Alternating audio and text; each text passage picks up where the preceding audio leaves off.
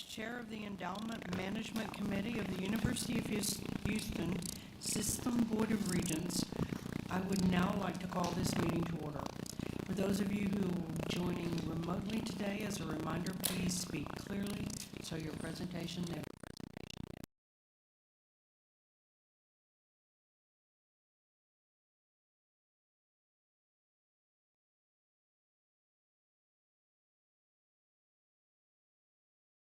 information only item.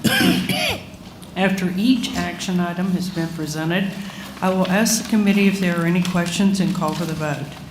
If circumstances are warranted, I would call for a vote to place any items on the board's consent docket agenda for final board approval.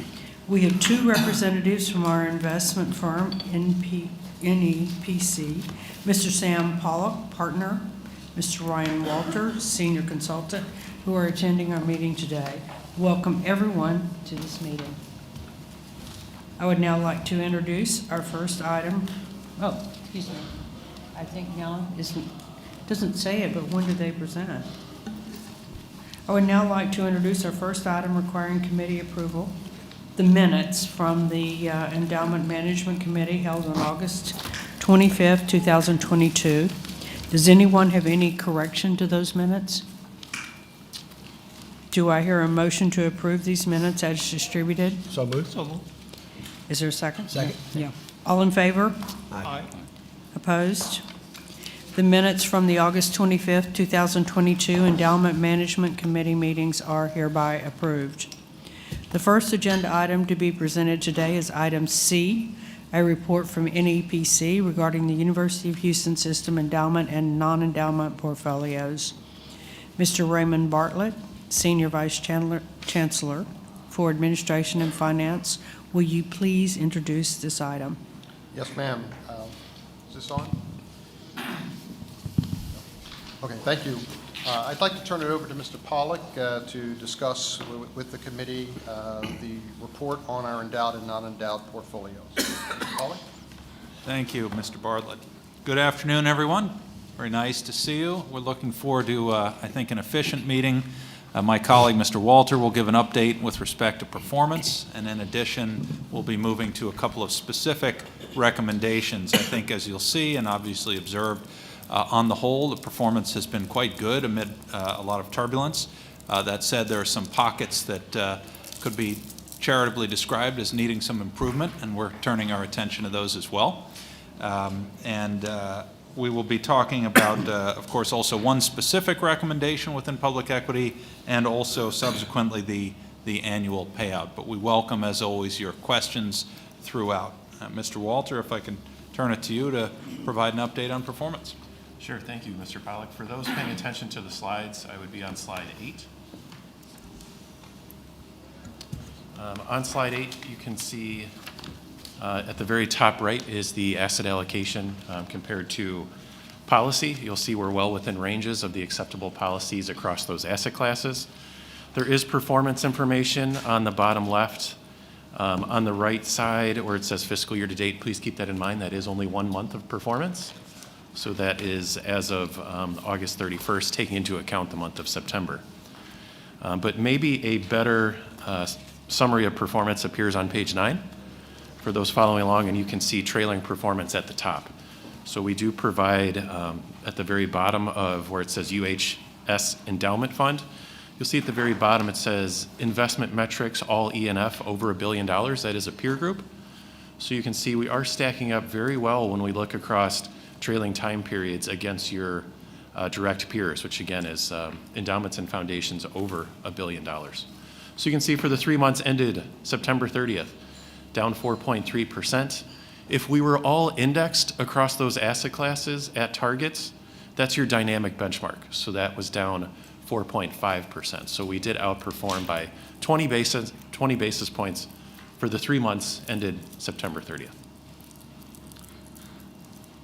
you have something to add? It's worth noting, of course, over the 3-year period, there's significant relative outperformance, and that speaks, as we've talked about in the past, to the degree of latitude you're affording some of the managers in your portfolio with active bets.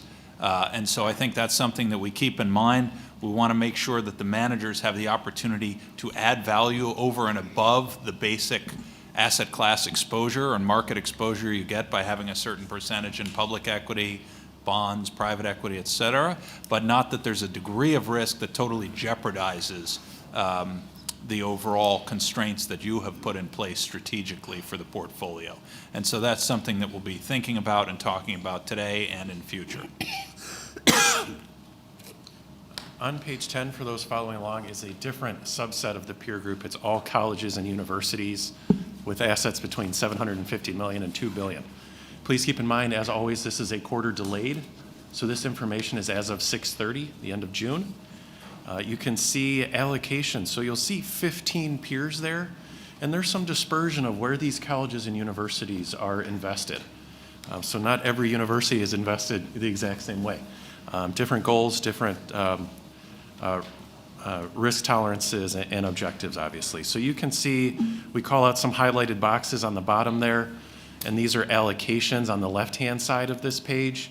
And then on the right, while we're happy that we're outperforming on a quarterly basis, we're also encouraged to see some shrinkage of the gap as far as underperformance when you look longer term. So I know this is important. It's our clients really like to know where they stand up against their peers. So I'll take a pause here, see if there's any questions or comments. One of the obvious points is that the degree of exposure to private investments is a key driver. Not the only driver, but a key driver. If you look at the three institutions with the highest percentage exposure to private equity and venture capital, they happen to have the three highest returns over a 10-year period. I think that's in line with what most would expect, but there's a certain risk, of course, with tying up half of the portfolio in illiquid investments. So the university has continued to build up exposure to private investments, and on a relative basis has done phenomenally well. So we're very proud of that, very excited to see that, and continuing to build on a foundation, as many of us are in this context, on the shoulders of those who came before us as well.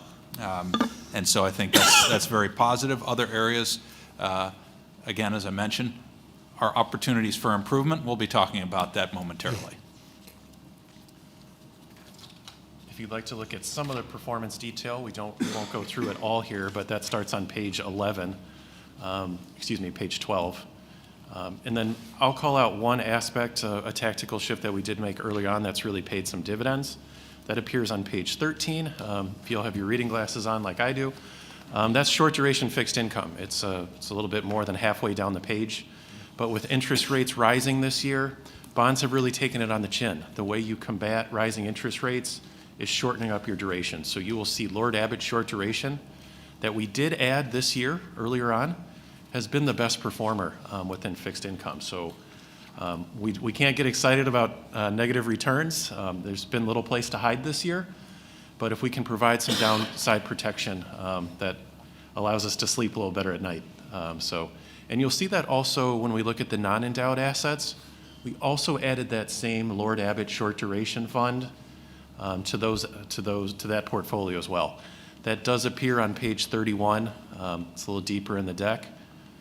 And you can see we're primarily fixed income, cash equivalents, short duration type of assets there as well.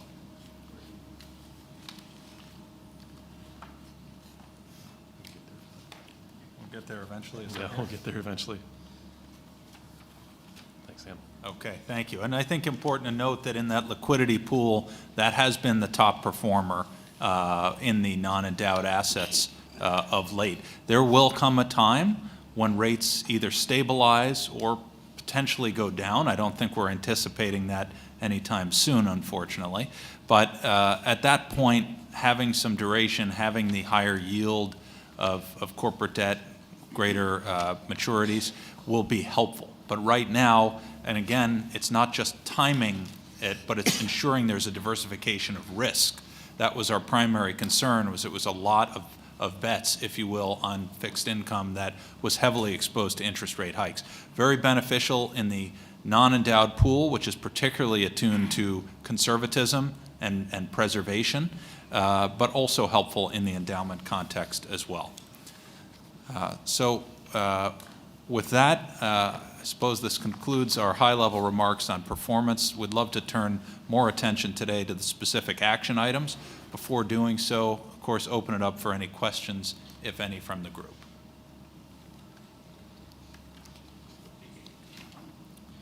I had a quick question. I know you have here some of the key themes for investors. Just really quickly, I mean, from a market perspective, with everything going on, I mean, here and globally, I guess, what's your take, with things going on in China, the Fed, the interest rate, kind of the consumer price index kind of still up there? I was just wondering what and how we're managing it through our fund as well. Absolutely. So if I can paraphrase to make sure I understood the question, what does our crystal ball show? Something like that. Yes, and I think the key message, there are a lot of different threads that we could pull on there and talk about. I think to boil it down, though, our thesis is consistent with what we've shared with this group for the past 6 to 12 months, which is we anticipate an environment of continued volatility in markets generally, and that's here to stay for the time being, for many reasons. You touched on some of them: China, inflation, interest rates. Happily, the pandemic is less of a factor today than it was 2 years ago. But all things equal, we expect pretty significant volatility, and the key elements from our standpoint for the endowment portfolio in particular, one is thoughtful diversification, and ensuring that there are elements in the portfolio that can respond and generate positive returns in different environments. The other is, of course, maintaining focus on the long-term objectives for the university, and that entails periodically rebalancing and making decisions with regard to the distribution of assets across the portfolio to manage risk, but also to pursue opportunity. Thank you. I guess that's a good segue to some of the action items then. It is. It's almost as if it were planned. There you go. Regent Madison, this would complete agenda item C if there are no other questions. Thank you, Mr. Bartlett. This item was presented for information only and requires no action by the committee. The next item listed on the agenda today is item D. Approval is requested for the full liquidation of a U.S. large cap equity manager, University of Houston System. Mr. Bartlett, will you please introduce this item? Yes, again, I will turn it over to Mr. Pollack and Mr. Walter to discuss the recommendation to liquidate the Vulcan Value Partners investment. Mr. Bartlett, thank you. And if our friends could perhaps jump us to page 22, that would be enormously helpful. I apparently fail on my competency with remote control today. Alluded to opportunities for improvement in the portfolio. I think one of the obvious areas is the public equity exposure. And there has been pretty meaningful dispersion over a long period, quite positive for the university, more recently less positive. And by that, what I mean is that your managers collectively have meaningfully outperformed in public equity over an extended multi-year period and have meaningfully underperformed more recently. And I think that's something that we have highlighted historically. It reflects a greater appetite for risk than I think some university clients of ours embrace. And it's a perfectly prudent approach, but you also want to make sure that the managers are delivering. So we're excited about the long-term results here, but I think we also have to acknowledge that not all of the managers are delivering what the university had expected. And that leads us to eventually page 22, where we'll discuss our recommendation to fully redeem the investment in Vulcan Value Partners. So what we're highlighting on this page here is the performance of Vulcan, but also the performance of the other U.S. equity managers in the portfolio, namely Columbia Focused Growth, and then the two index funds, which are passive low-cost exposure. Again, I'll highlight that the value index was a more recent addition that we recommended to bring some balance to the overall, I was going to say balance to the force because I'm a Star Wars fan, but bring some balance to the equation as it relates to risk. And so we continue to think that that will be positive. Vulcan, despite the fact that they have value in the name, is not in essence a value manager. And they are not really delivering. Now, this has been in the portfolio for a number of years, predates our arrival, but they are not ultimately delivering either the absolute performance that we want to see for the university, nor are they bringing to the table diversification, behaving in a different manner than some of the investments. And you can see really at the top, year to date, notably the worst performer, but that's also now true over a 3-year period, and in environments where we would expect them to perform better. We're not seeing it. And so we are ultimately recommending a full redemption of the investments, termination of Vulcan Value Partners, and at least for the time being, redeployment into other existing investments in the endowment portfolio that are low cost, that are passive, meaning they'll give you market level exposure. They won't outperform, but they also won't underperform in any material sense, and will be liquid and low cost. So that is, at core, our recommendation here, and has nothing to do with the subsequent discussion of partial redemptions to raise money for the annual payout from the endowment pool. So happy to open it up to any questions. I think it's relatively straightforward. Performance has been poor, and the relative impact in terms of diversification is not there. Now, I think the astute observers in the room, and there are many, I won't name you by name, but will notice that Columbia Focused Growth has also had some challenged performance. The difference is that's performance in line with what we would expect given their strategy, which isn't to say that we love it, but it's a growth manager. Growth in general has suffered as big technology names and others have been punished by the markets. And so while we're not thrilled by the performance, that's what the university signed on for to some degree in hiring them as a manager. With Vulcan, we view it as a different story, and hence the recommendation to redeploy those assets. And with that, I'll just open it up for questions, if any, or approval as appropriate. This would complete item D if there are no questions. Excuse me. Thank you. If there are no additional questions, may I hear a motion to approve this item as presented? So moved. Second? Second? Second. All in favor? Aye. Opposed? This item is hereby approved by the committee. No further board action is required. The next item on your agenda today is item E. Approval is requested for partial or full liquidation of various managers across multiple asset classes to support the fiscal year 2022 endowment payout, University of Houston system. Mr. Bartlett, will you please introduce this item? Yes, and it's about this time every year. We come to the committee and request a series of transactions to raise the cash necessary to meet the payout obligations to the beneficiary accounts throughout the system pursuant to the endowment investment policy. And so this is in keeping with that. As you also may know, by policy and strategically, we do not hold a lot of cash in the portfolio. Up until, I suppose, recently, cash has been, quite frankly, a cost to hold. But nonetheless, we do need to raise the cash to meet the payout obligation. We're asking for a series of liquidations, or partial or full, to meet the $41.3 million obligation for this fiscal year. And I'll turn it over to Mr. Pollack to talk a little bit more in detail about those specific transactions. Mr. Bartlett, thank you. So I'll summarize, before diving into any specific recommendations, what our basic thesis is here.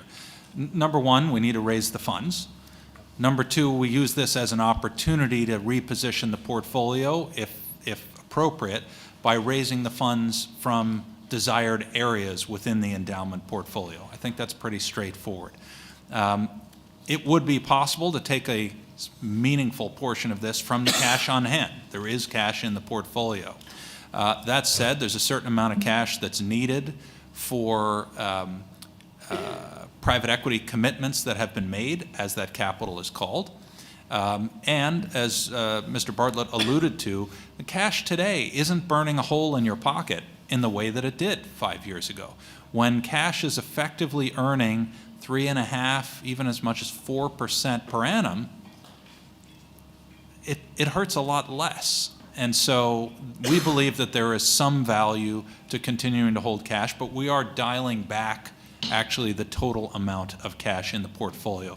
Because while earning that is comforting and there's decidedly less risk, we collectively have loftier goals for the endowment pool to support the university. And so I think that's the thesis. Beyond that, there are a number of specific recommendations, which you'll see here, raising a bit of money from public equities. Of late, Silchester has been one of the stronger performers in the international arena.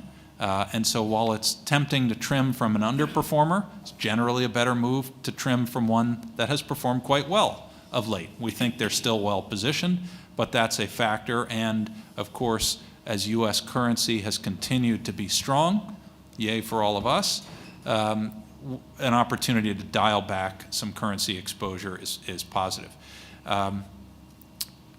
The next one within hedge funds, I'll highlight, this is the loan equity focused manager, and I think of Regent Chazen in this context, who had, of course, an incredibly positive impact on both the endowment and most of us,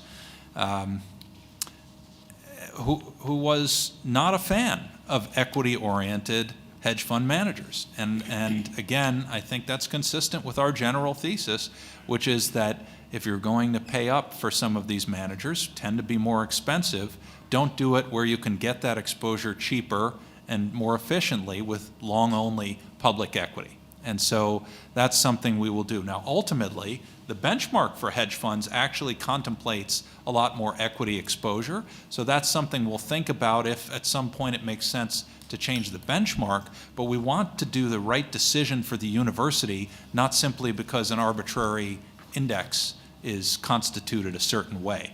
Again, I think, as I mentioned, of Regent Chazen, and I think shared that view, this is a 50% reduction in the exposure there, and at some point we may look at the entirety. But at this point, I think also worth noting that those funds won't be received until April, even if they're redeemed today. I found something interesting about that too, which means, of course, that cash will be ultimately drawn down. The cash in the portfolio will be used to bridge the needs until it comes available in April. And then again, in fixed income, moving right along, modest redemptions from two managers, Loomis Sayles and Smith Graham. I say modest. In the case of Loomis Sayles, it would be a full redemption. And I think part of the thesis is here, it's a relatively small exposure in the portfolio with Loomis Sayles, not large enough to move the needle, and it has higher interest rate sensitivity. So consistent with our thinking and the moves from which the university has benefited, we're dialing back that interest rate risk there. So those are the two pieces. And then the final piece will be a direct $10 million reduction on cash that's on hand, recognizing, as I mentioned, that actually the use of cash will be greater than $10 million because some of the proceeds from other portions will not be received until approximately April next year. All of this has nothing to do with the prior approval vis-a-vis Vulcan, which is literally taking money that's in equities now and putting it elsewhere in equities. So I just want to make clear everybody tracks that. With that, I'll open it up for any particular questions. And again, this is purely to raise the money for the annual distribution. As to additional changes, I think we will continue to have an eagle eye on the various portions of the portfolio, notably public equity. We've had some positive changes in the past year or so, and we'll continue to look for opportunities to move things forward there as well. And that concludes, I think, our remarks, and I will open it up for specific questions. If there are no questions, that would complete this item. And I would note that, and just highlight what Mr. Pollack is saying, while we're showing that we're only going to use $9.3 million of cash, that's looking at it holistically over the next 6 to 8 months. But in the short term, we'll draw down a little bit more of that cash because of the timing difference. Even though we make a request for redemption from one or more of these funds, it's going to take us a little bit of time to get that cash back in the door. So we'll draw our cash down a little bit more. I think our cash position today is around $35 million. So we've got plenty of cash to draw down on the short term and still meet our capital calls and management expenses where appropriate. So that would complete this item, Regent Madison. Thank you. If there are no additional questions, may I hear a motion to approve this item as presented? Second. All in favor? Aye. Opposed? This item is hereby approved by the committee. No further board action is required. The last item listed on your agenda today is item F. Approval is requested for the annual review of the University of Houston System Board of Regents Endowment Management Committee Charter. Mr. Bartlett, will you please introduce this item? Yes, we have reviewed the charter, and we have no recommended changes and would request approval of the committee charter as presented. I move the motion. Second. All in favor? Aye. Please Aye. excuse me. All opposed? This item is hereby approved. Following the approval of our action item, I would now like to call a vote to place the following one action item unanimously approved by the committee on the board's consent docket agenda for final approval by the board as follows. 1, approval is requested for the annual review of the University of Houston System Board of Regents Endowment Management Committee Charter. May I hear a motion to place, I don't know what's going on with the coughs around this room, it's really a symphony here. May I hear a motion to place this one action item on the board's consent docket agenda? So moved. Do I hear a second? Second. All in favor? Aye. Opposed? This action item, unanimously approved by the committee, will be placed on the board's consent docket agenda for the final board approval at the Board of Regents meeting held tomorrow, December the 1st, 2022. I would like to now move to Section 2 listed in your agenda, the executive session. Should be noted that an executive session will not be held today. Does anyone have any other questions for this committee? If not, there being no further business to come before this committee, this meeting is hereby adjourned. All right, Phil. We will move on to the exciting and never boring world of audit and compliance.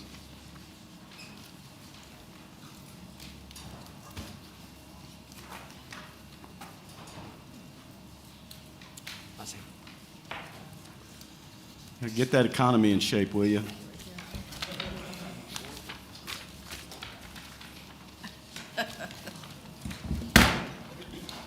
So noted that Phil Hurd today is wearing blue and not his traditional red. In honor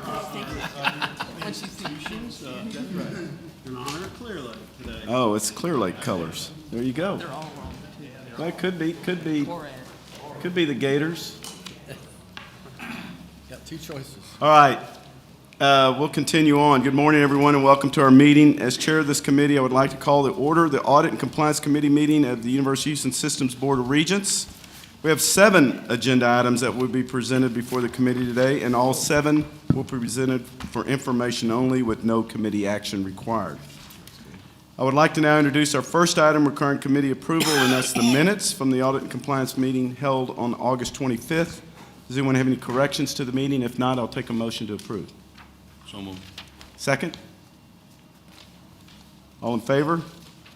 So moved.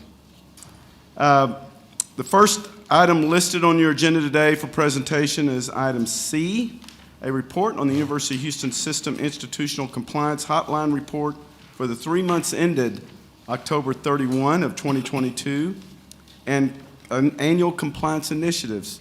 Ms. Susan Coach, she's here with us today, thank you. And our system-wide compliance officer, will you please present your report? Yes, thank you, Regent Moore. Good afternoon. I have the pleasure of presenting the Institutional Compliance Report, which details the hotline reports received during the 3-month period ending October 31st. This first slide shows a breakdown of the fraud and noncompliance hotline reports received for each institution during the months of August, September, and October of 2022. On the next slide, the primary issue associated with each hotline report across all system universities is detailed. As you can see, the primary issues identified in the hotline reports during this 3-month period covered a broad range of areas. The categories receiving the most hotline reports related to compliance violations, discrimination, and abuse of power.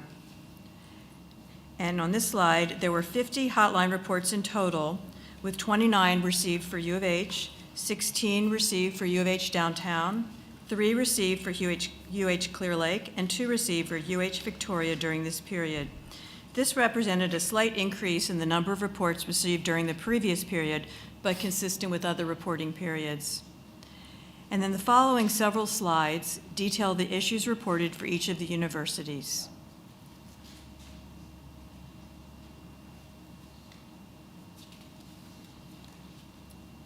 Susan, anything you want to And- add to it? No, that concludes my report. Are there any questions? Well, thank you, Susan. She's put a lot of work into these. I know there's a lot of colors going on, but we have, I think, hopefully a little easier to kind of get a context of where some of the challenges and some of the opportunities are with where we want to focus on initiatives. Susan, thank you for this presentation today.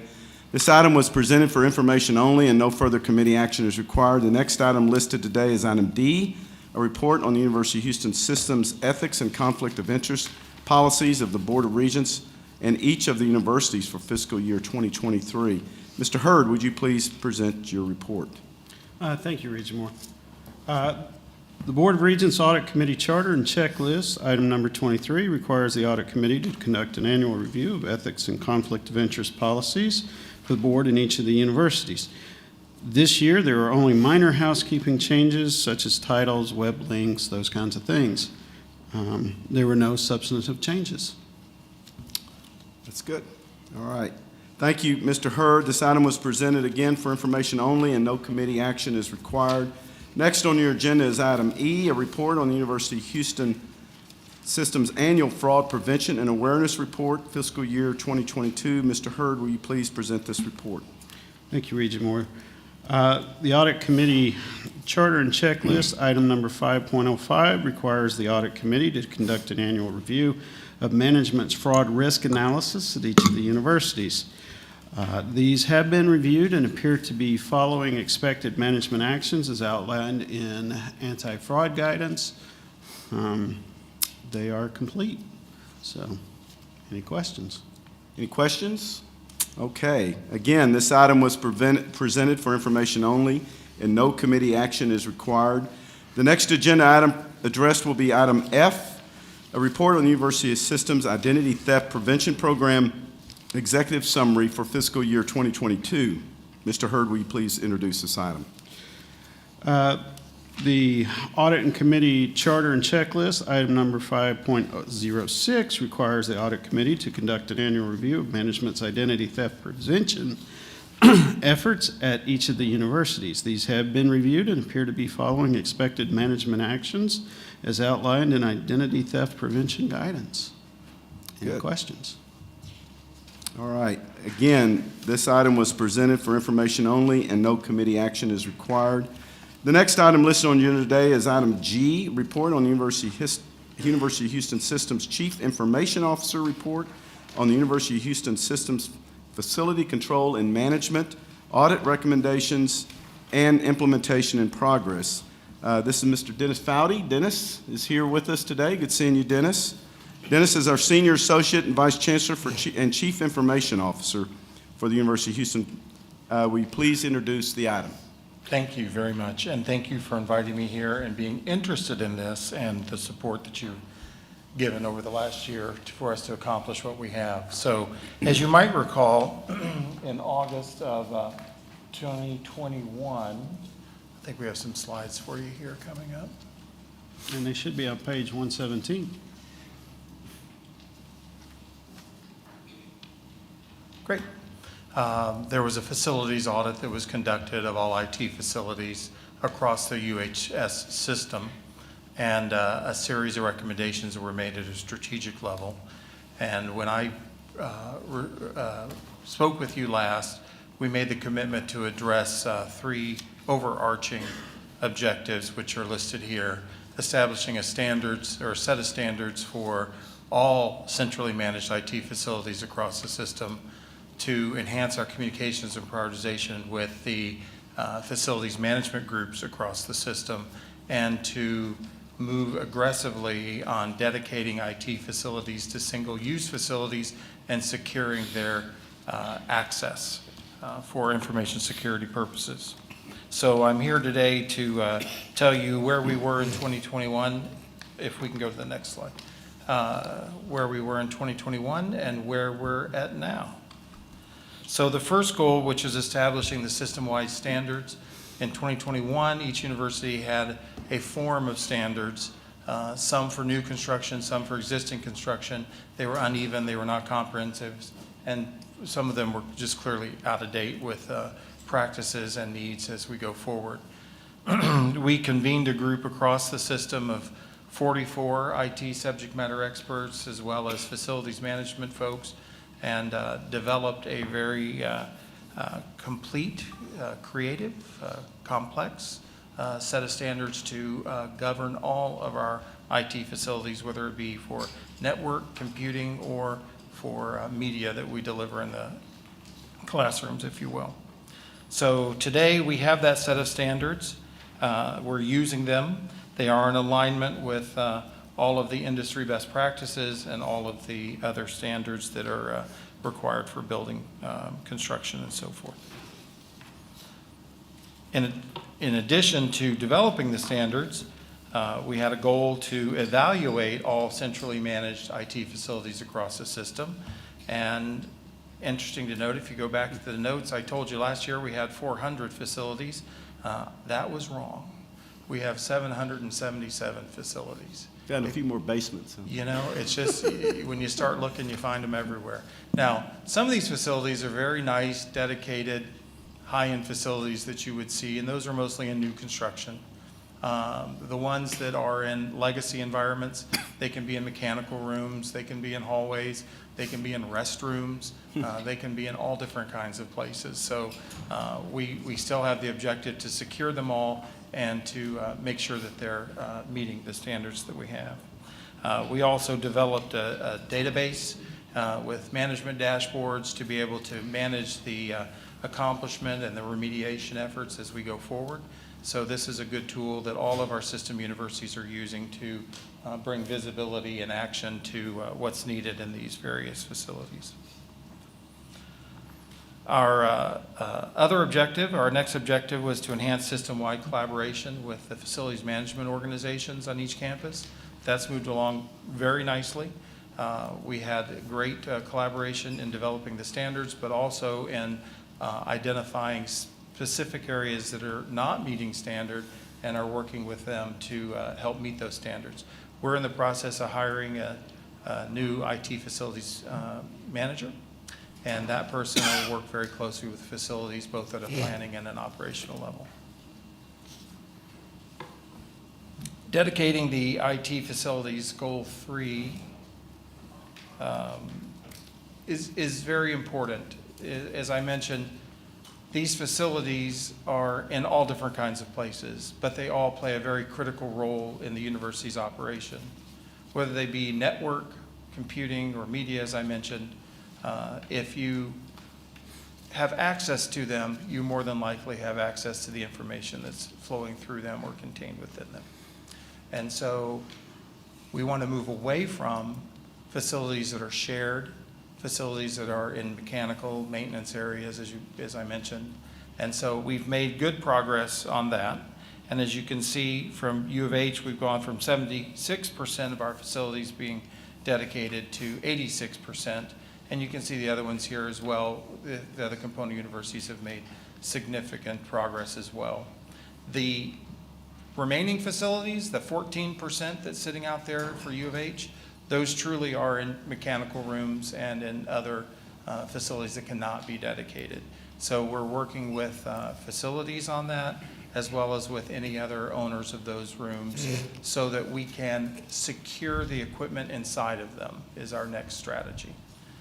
But to ultimately end up with a secure environment. Access, very important.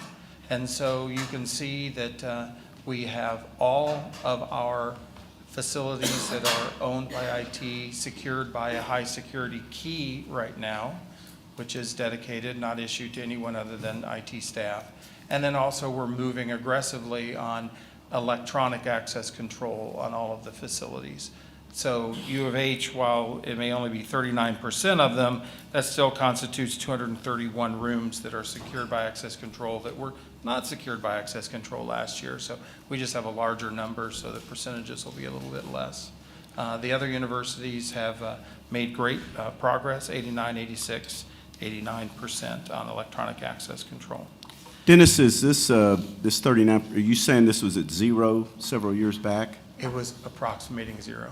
Only the new construction over the last 3 years had electronic access control. And we have 777 locations you've identified. Is there a expected goal that you will see once this exercise is complete in terms of the remaining numbers or the end number?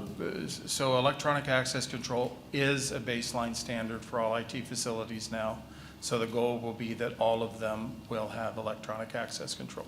Now, the 14% that are not IT owned, that'll be a negotiation with what else is in that room and how else we secure the equipment inside. But will it still be 777, or is it going to be? No, it'll still be 777. All right. So much of this has to do with, not to get into the technical sides of it, but lengths of runs of cables and attenuation and how far something can be from something else predicates or dictates Okay. where the rooms are located and how many there are. It sounds like that number may go up. Well, I hope not. But Okay. as we continue to build more buildings, it'll certainly go up, but we won't be dividing them out.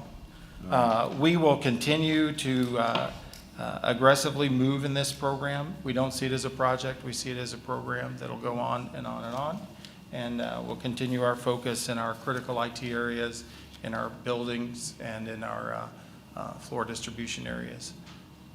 So there's a quick update, hopefully a good news update. And again, thank you for your support and thank you for having interest in this. This is a very important area.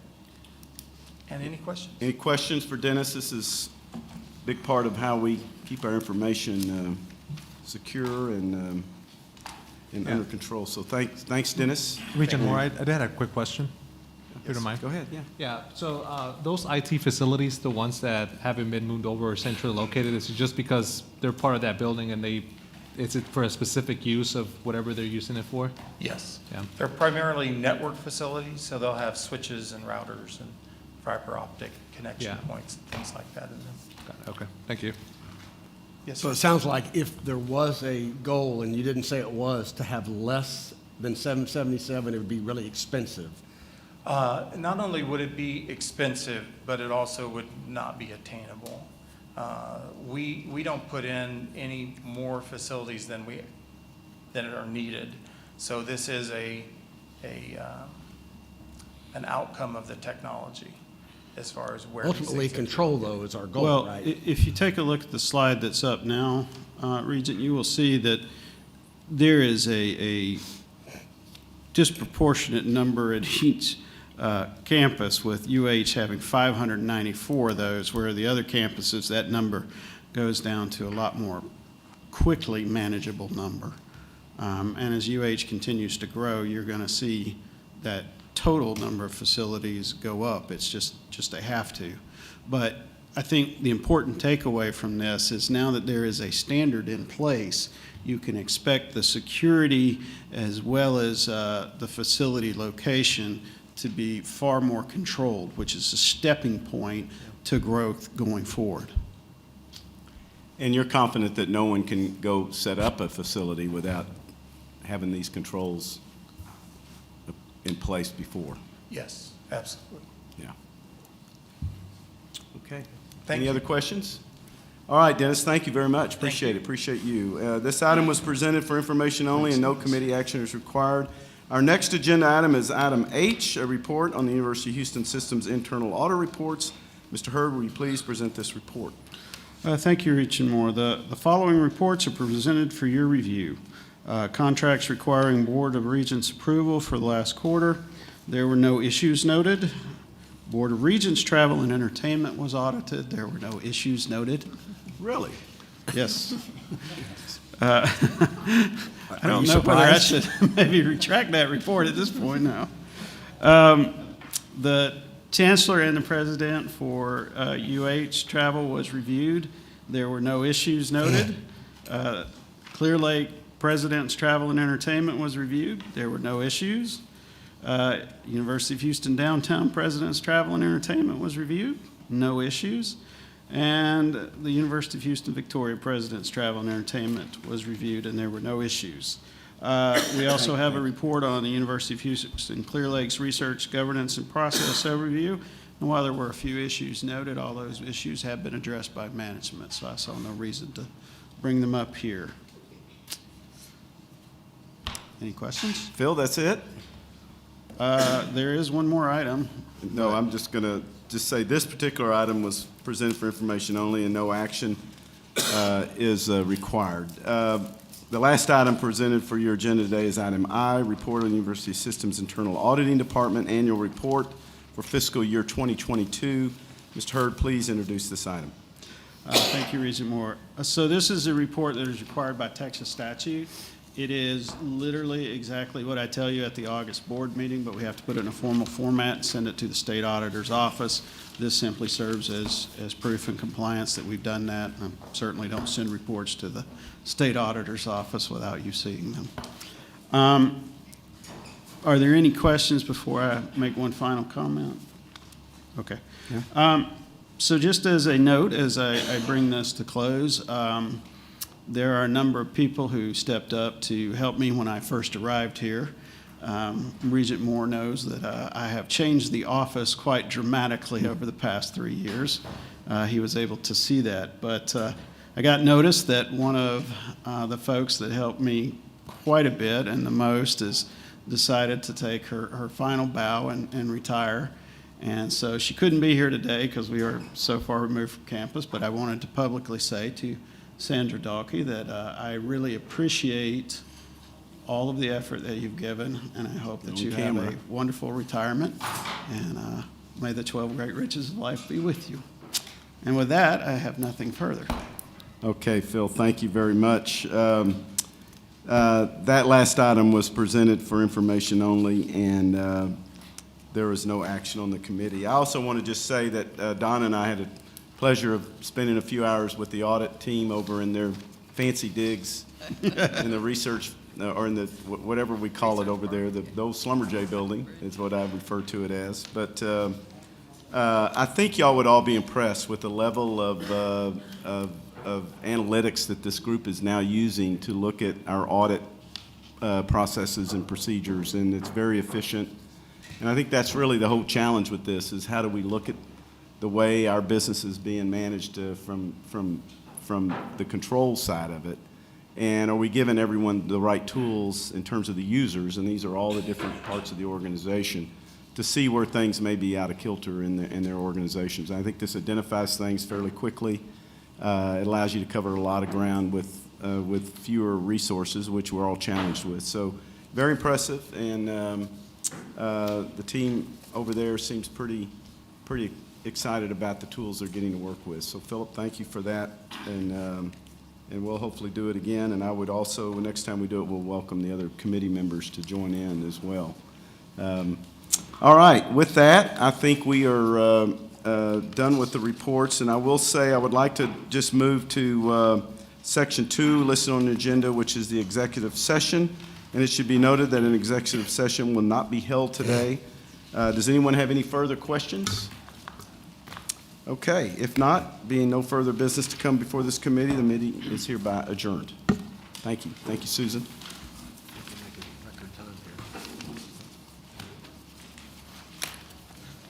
All right.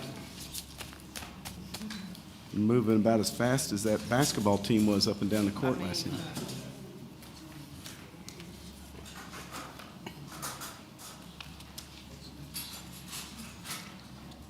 Berger, you're up next. I guess we are ready, yeah? Dono, do we just keep moving on? Okay. Does anyone do we need to take a break, or y'all, I mean, we're moving pretty swiftly here. You want, keep moving. There you All go. right. Good Rather afternoon, than spoken. everyone, and welcome to our meeting. As a chair of Academic and Student Success Committee meeting, I would now like to call the Academic and Student Success Committee meeting of the University of Houston System Board of Regents to order. As a quick reminder, please speak clearly when presenting or making remarks so your comments can be recorded correctly. We have two items that will be presented today before the committee. It's going to be a very short meeting. One action item for the committee and the board's consideration, and one for the information only. The following the presentations of various action items, I will ask the committee if there are any questions and call for a vote. Once all actions have been presented and approved, if appropriate, I will make a motion to place these items on board's consent docket agenda for final board approval. Now I would like to introduce our first item requiring committee approval. The minutes of the Academic and Student Success Committee held on August 25th, 2022. Does anyone have any corrections to these minutes? Do I hear a motion to approve these items and minutes as distributed? Thank you. Is there a second? Thank you.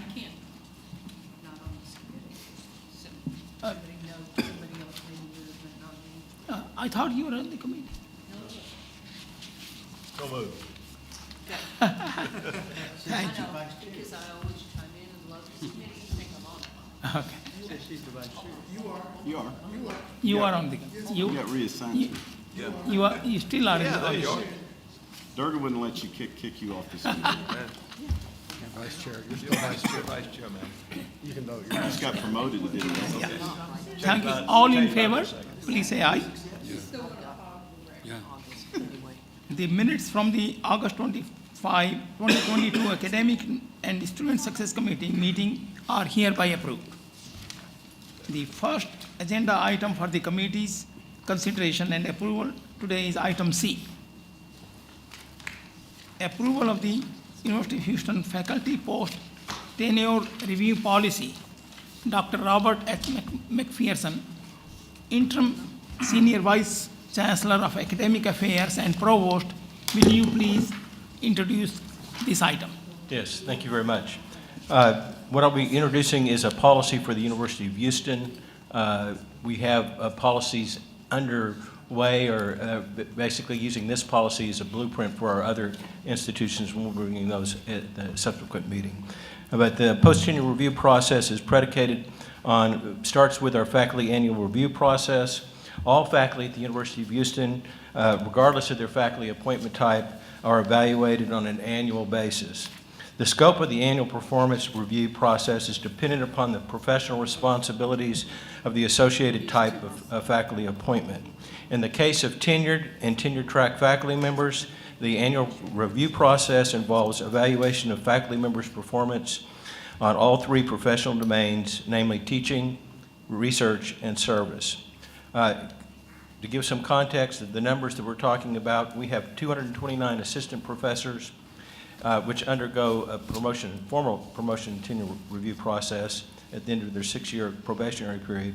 Associate professors, we have 349, and then we have 452 full professors.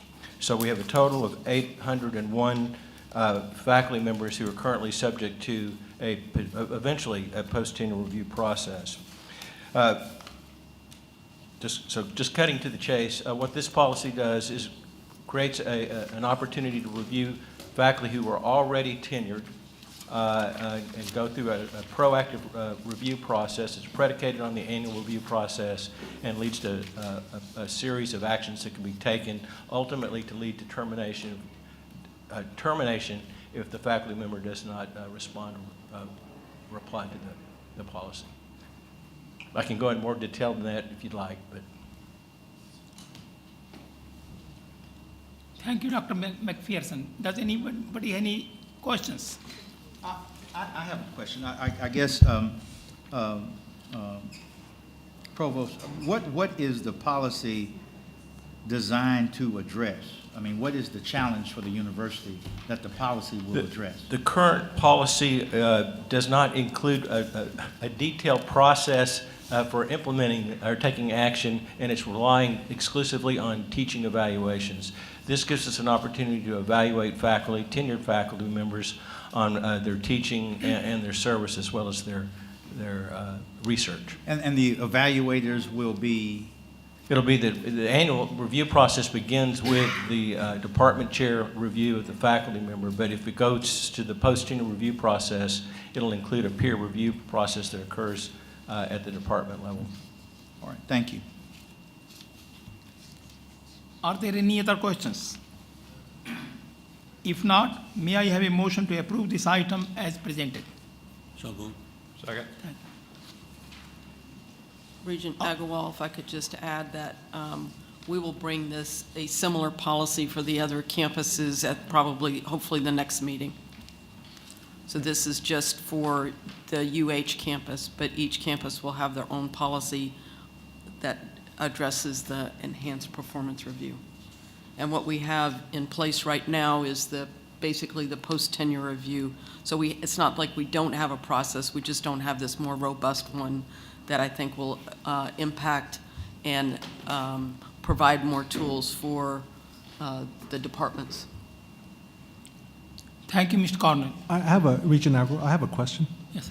So is there, on this policy or whenever we're evaluating the faculty, is there like a weighted score that goes for student evaluations for these faculty members?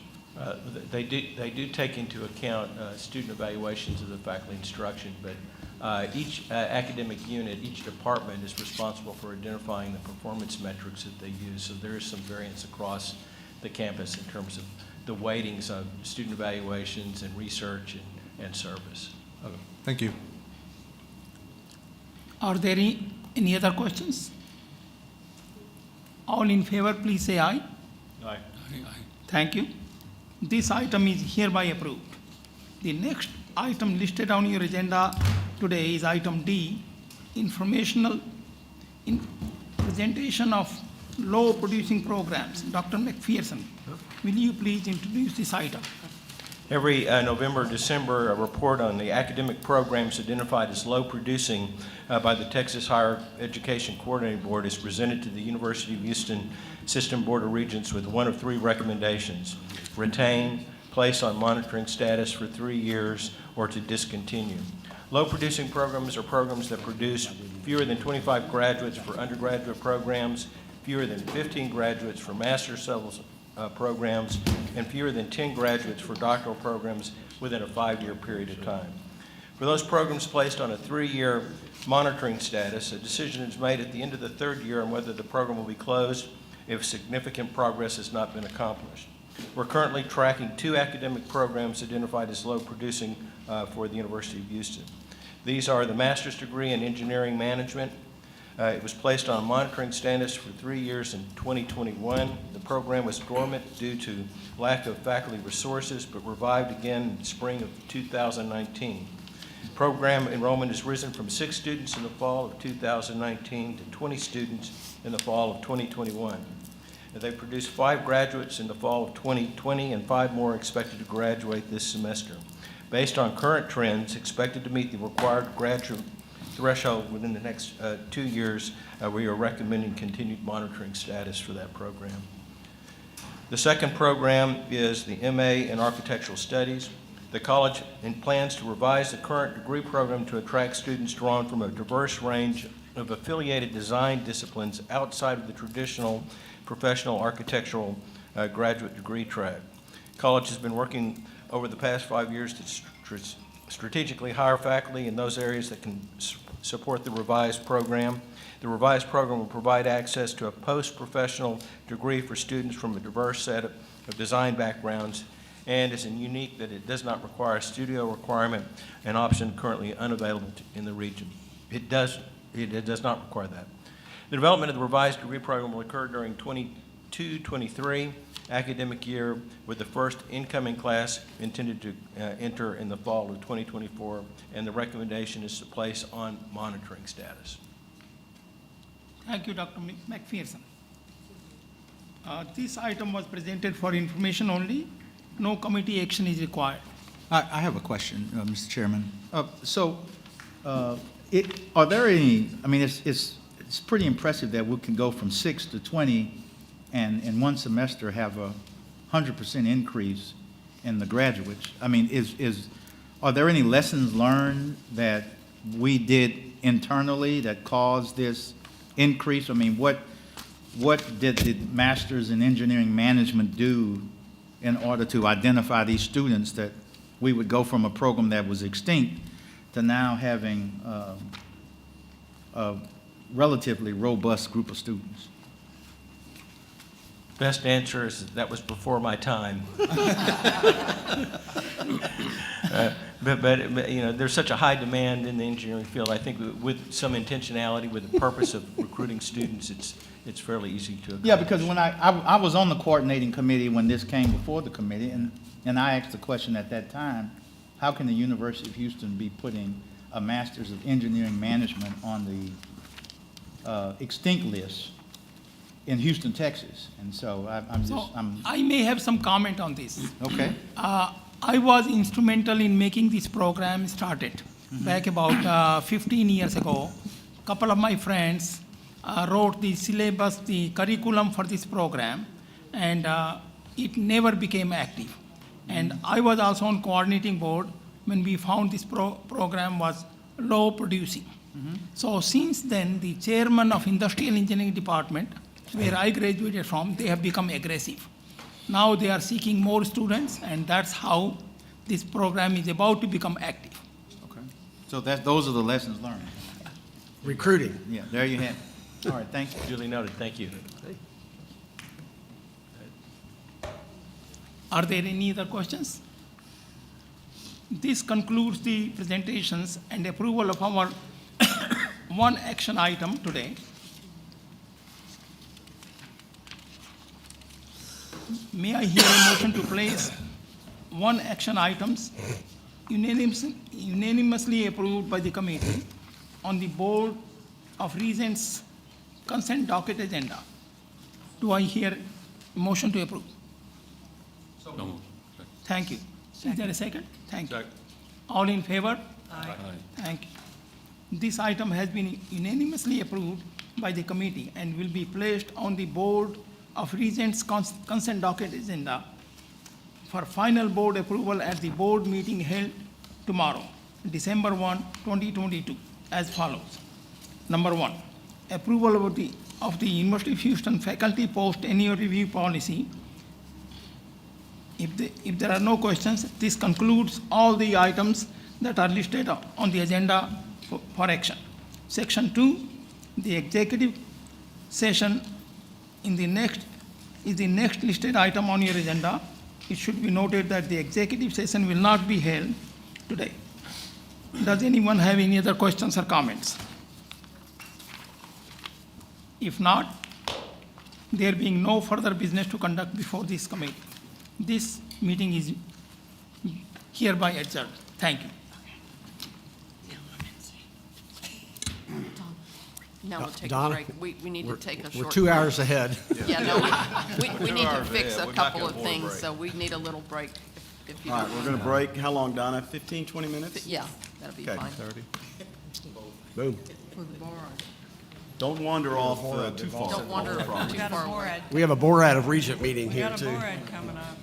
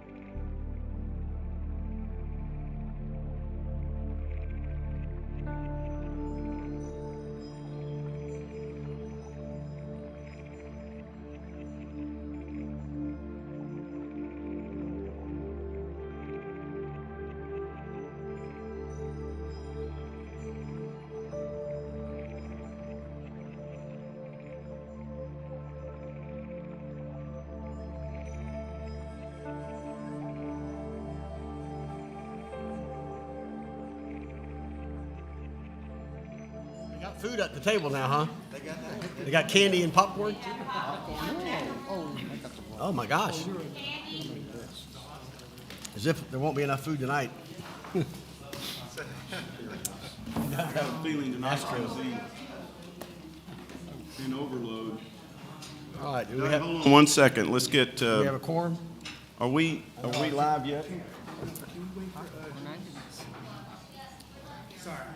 We good? No, we're, hold on 1 second. Okay. Get Donna, and I think we Donna- got, Yeah, Donna said go ahead, but she left then. Oh, there she is. I don't want us being live on TV with two regents sitting there.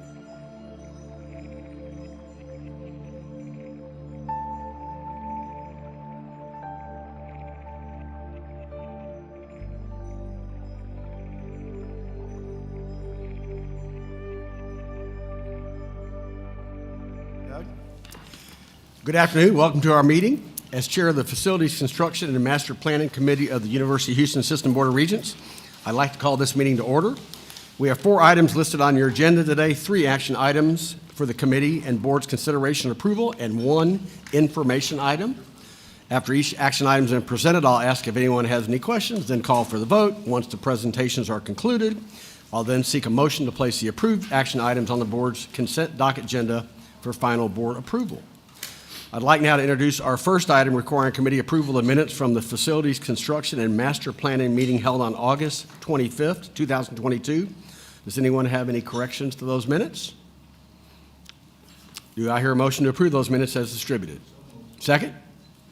Second. All in favor? All right. The minutes from the August 25th, 2022 Facilities Construction and Master Planning Committee meetings are hereby approved. The first action item to be considered by the committee is item C. Approval is requested for the annual review of the University of Houston System Board of Regents Facilities, Construction, and Master Planning Committee Charter. Mr. Bartlett, Senior Vice Chancellor for Administration and Finance, will you please introduce this item? Yes, sir. In accordance with the UH System Regents bylaws, the Facilities Construction and Master Planning Committee shall review its charter on at least an annual basis. The staff has reviewed the charter and has no recommended changes to said charter during this review period. All right. Thank you, Mr. Bartlett. Does anyone have any additional questions regarding this? May I hear a motion to approve this item as presented? So moved. Second? All in favor? All right, this item is hereby approved by the committee. The next action item to be considered by the committee is item D. Approval is requested for the annual update to the University of Houston Downtown Master Plan. Mr. Bartlett, will you please introduce this item? Yes, sir. I'd like to invite President Lauren Blanchard to the podium to discuss the updates to the UH Downtown Master Plan. Thank you so very much, and good afternoon to all of you. This is an opportunity for us to provide you with an update on our campus master plan. I have to say to you, just as a caveat, that our master plan from the last time we presented it, there's not been a lot of dramatic changes in it, but it does provide the opportunity for me to be able to talk with you about our progress and where we're aiming to go. It also, next slide, also provides an opportunity to be clear with you about the alignment work that we're doing in terms of aligning our master plan with our new strategic plan. And so what you'll see here is that our new strategic plan, in terms of its title, is a new paradigm, and there are lots of ways that we can connect the dots between what we're trying to or aspiring to do with our strategic plan and our campus master plan. Certainly, with respect to our student success agenda, in terms of creating a greater sense of place and a true campus feel, the flexible learning spaces that we're trying to grow on our campuses that promote a greater sense of quality and excellence, having more attractive campus spaces all throughout that enhance the student experience, and that's both interior as well as exterior. Enhancing our pedestrian circulation, both internal and external, strengthening connectivity with the downtown Houston area. There are all of these myriad ways that we're using our campus master plan to help us to achieve the goals that's outlined in the strategic plan. and I'm really happy to see some of the progress points, early progress points that we are already making in that effort. Our future initiatives include several improvements and additional to our infrastructure. The most notable of these is the addition of the 4th floor of the Girard Street building. You probably recall that we were able to get some capital improvement funds in order to build or construct this 4th floor, which will allow us to better use our space within our one main building. And what I mean by that is that there is a need for us to consolidate all of the different support services that we have for students in one area. Right now, they're scattered all over the place. It's interesting that oftentimes the one main building is considered to be a complex, and that's used as both a noun and a verb, because it really is one of the most difficult buildings to navigate. And so part of it is for students to bring together their opportunity to get the financial support that they need and all the advice and information, academic support, mental health support, basic needs support, all centralized in one area. And that's the goal that we're working to achieve with the development of this 4th floor addition to the one main building. We will also repurpose space that's become available thanks to the opening of our Science and Technology building. This repurposed space will primarily be used to more closely align student academic support services with instruction as well. We've already initiated the first phase of our wayfinding for our one main building. You've heard me probably state before that when I first got there that I was on a breadcrumb campaign because it took breadcrumbs to know how to get from point A to point B in that building. And so right now we've got great signage that's now available. We no longer have to use the breadcrumbs. And that signage has helped tremendously, but it's only been phase 1. And I can't wait for you all to come to our campus, which I know that we have a board meeting that's upcoming that I think is going to be, that we are going to be hosting, and can't wait to get you there. And we'll really see if that signage is working the way that it's designed to work. Finally, we are also working on our landscaping and enhancing our plans to implement and create a beautiful campus landscape that also incorporates elements of safety and sustainability for the campus. Next slide. We're really pleased about this next building that we are, next slide please. This next building that we are working on, and that some of you actually came for the groundbreaking of it. It's our Wellness and Student Success Center that we are putting the finishing touches on, and it'll be open by January 2023. As a matter of fact, we have already established our date for the grand opening, which is January 20th, and you'll be getting an invitation to come, and I hope that you all are able to be there for it. This new building will provide students with expanded resources for fitness, recreation, wellness, and of course, learning. In addition to the expanded recreation and fitness facilities and areas for student and socializing, the Wellness and Success Center will also have a demonstration kitchen for lessons on nutrition, diet, and physical well-being.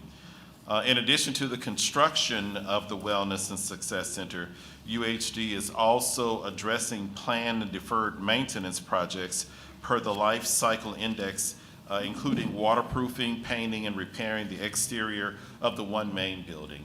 As you well know, the one main building has been the signature building since the founding of the university, and so a refresh on it has been long warranted.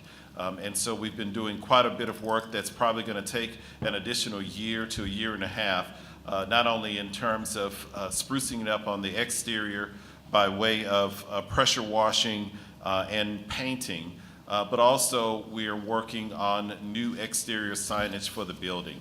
What I mean by that is that when you, if you pass on the interstate I-10, it's hard to know that that building really is the University of Houston downtown. Same way if you're driving downtown and coming toward the building on Travis, there's nothing that says it. Well, soon you will see that that change is coming, and you'll be able to see it from a long distance away, because right at the top of the building, where the rooftop is, we will now have the signage that clearly says University of Houston downtown. So again, no need for breadcrumbs. So we also know that given our location in downtown Houston and along the I-10 corridor, we understand the importance of upkeep and maintaining functionality and beauty amongst our buildings and our grounds. Consequently, we continue to work closely with organizations like the Houston Parks Board and the Buffalo Bayou Partnership to integrate UHD with the bayous and the green spaces, landscaping all around the campus. Our campus has a symbiotic relationship with the city of Houston, and we hold a deep connection with our waterways that run underneath our building, which gives us a distinct relationship to Bayou City and our community partners. In terms of landscaping and interactions with the area around us, I guess I'm supposed to be doing this myself, huh? No, that's not working either. I'm not sure why the slides aren't moving. We are working very closely with our science and technology faculty and staff because they have put together a sustainable grounds plan comprised of a lot of native plants and prairie grass and wildflowers. These efforts have inspired us to continue developing and enhancing our green spaces throughout campus. We know that it takes everything to bring attraction to a campus, and certainly campus beautification, especially on the external grounds, are really important, and we're working to do that right in the heart of the downtown Houston area. So one of the other issues, one of the other areas that we're working on is with respect to real estate. So as an update, we're including the impact of the proposed Bayou and interstate projects on our campus, and we've been working very closely with the University of Houston system and mainly the Office of General Counsel, as well as our real estate services. And they've been engaged in conversations with TxDOT regarding UHD adjacent land that they will need from us if the highway project actually continues. And so with that, next slide, we also recognize, thank you. Okay. Well, there's the building, the Wellness and Success Center. Can you go a little further? You want to go back towards the North Highway improvement? Yeah, I'm not. If you'll go back one slide, please, or two slides. Continue back, right there. There you go, there you go. Thank you. So the anticipated highway construction, as you well know, will pose significant changes to our campus footprint, as well as provide for potential expansion for the campus as well. Regarding the North Canal project, we expect to be in discussions with both the City of Houston and Harris County Flood Control District to confirm the land that will be required, the land for the University of Houston system that will be required in order for those projects to move forward. These projects will be accounted for in our campus master plan update. And what I mean by that is that, we feel strongly that this project, are anticipating that this project will move forward. And if it does, we know that there's one campus master plan that will reflect that. However, if those projects do not move forward, then we have another set of plans that will show that what the university will look like in the future. Yes, sir. Well, Dr. Blanchard, again, before you accepted this role, we've had many conversations about the proposed, the coming, the maybe.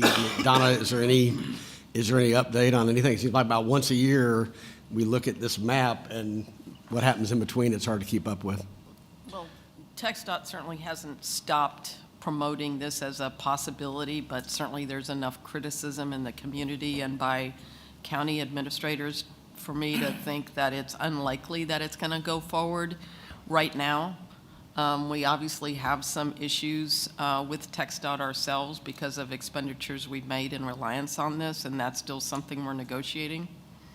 I mean, it's definitely a problem. Yeah. And we recognize it as one.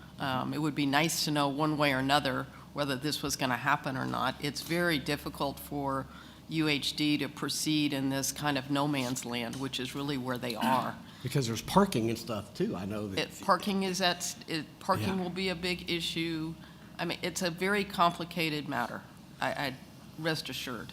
Well, Dr. Blanchard, we feel for you. I mean, you're doing so many amazing, great things for the downtown campus, and to have less control on this is unfortunate in the grand scheme of things, but So as I indicated, when you look at the master plans that'll be forthcoming, you'll get a chance to really get a good glimpse of, before and after. And we don't know which one we'll be using, but it'll be one or the other as we continue to move this. Is there one that's a better outcome for the future of the Well, campus? I don't know, it's like a dime in one hand and 10 cents in the other, and I say that because the reality is that if the project does move forward, it could create opportunities for us for expansion if we are able to negotiate effectively with TxDOT for land that they have that's nearby in exchange for the land that they need from us. So it could create that. But by the same token, it's not going to prevent us from being able to move forward with other projects that we have underway with respect to land acquisition and what we'd like to see built on that land in order to make the campus even more vibrant than what it is now.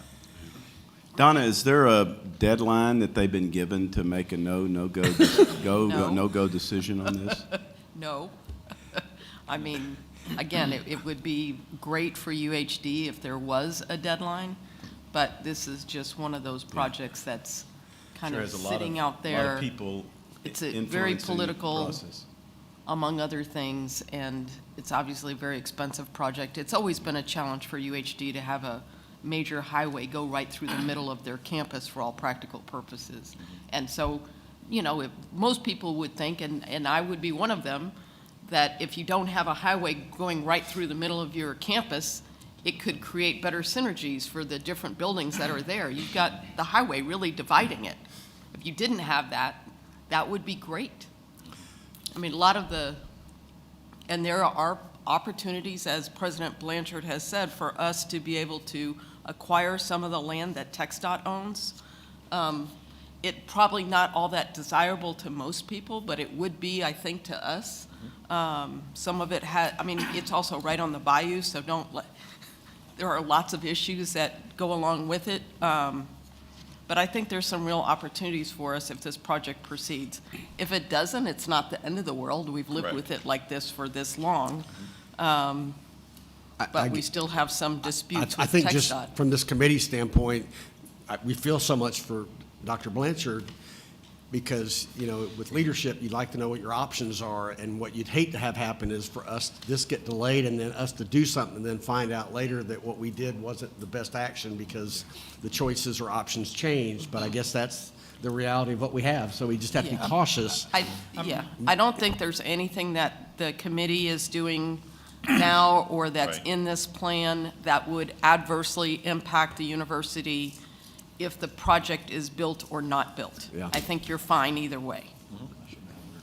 Is it possible, maybe this shows my lack of sophistication from not being a bureaucrat nor a politician, but, I mean, is there something we could do to find out where the process is in terms of which decision is going to get made or when it'll get made? I mean, does it rest with a person or does it rest with 50 people? It rests with multiple different parties. The county has put a lot of, and specifically the county judge has said very specifically she's not in favor of this project because it displaces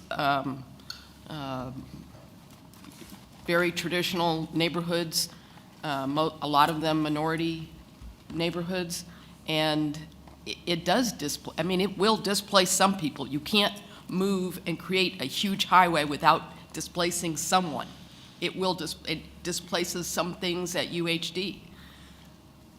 It's a cost-benefit analysis, and most of the arguments that I have heard out there, especially from the county, is that the displacement of people is not something that TxDOT took into account enough when they made their decisions.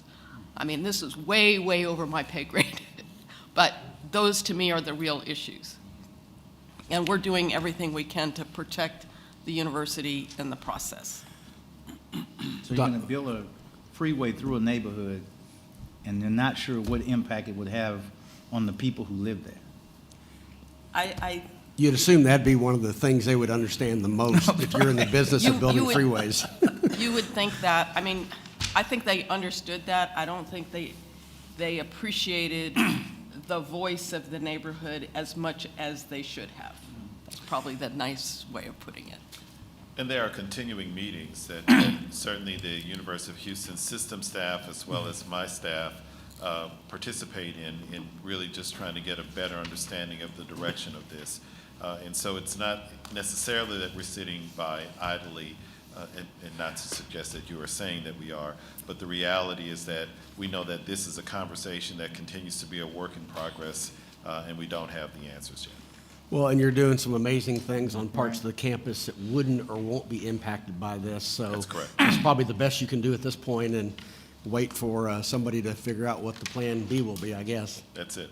Thank you, sir. Go And ahead. while we are working with Hewitt Zollers to develop a more extensive campus master plan that will essentially do exactly what you state, have Plan A and Plan B in hand to help us to move forward.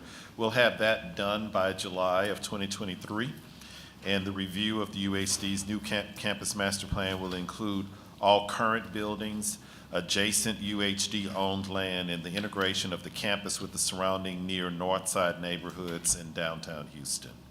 As always, I will be here to keep you appraised of all the projects we have underway. Looking forward to the upcoming board meeting that will be occurring at our campus, where you get a chance to see firsthand all the progress that we're making. That concludes my report. Yeah, our next board meeting will be held at UH Downtown. Anybody have any other questions for President Blanchard? Congratulations on signage versus breadcrumbs for sure. And I don't know. We'll see if it works when you get there. The idea of the master plan and the strategic plan aligning just makes so much sense. So thank you so much. Thank you. May I have a motion to approve this item as presented? So moved. Is there a second? Second. All in favor? Aye. This item is hereby approved by the committee. The final action item to be considered by the committee is item E. Approval is requested of the annual update to the University of Houston Clear Lake Master Plan.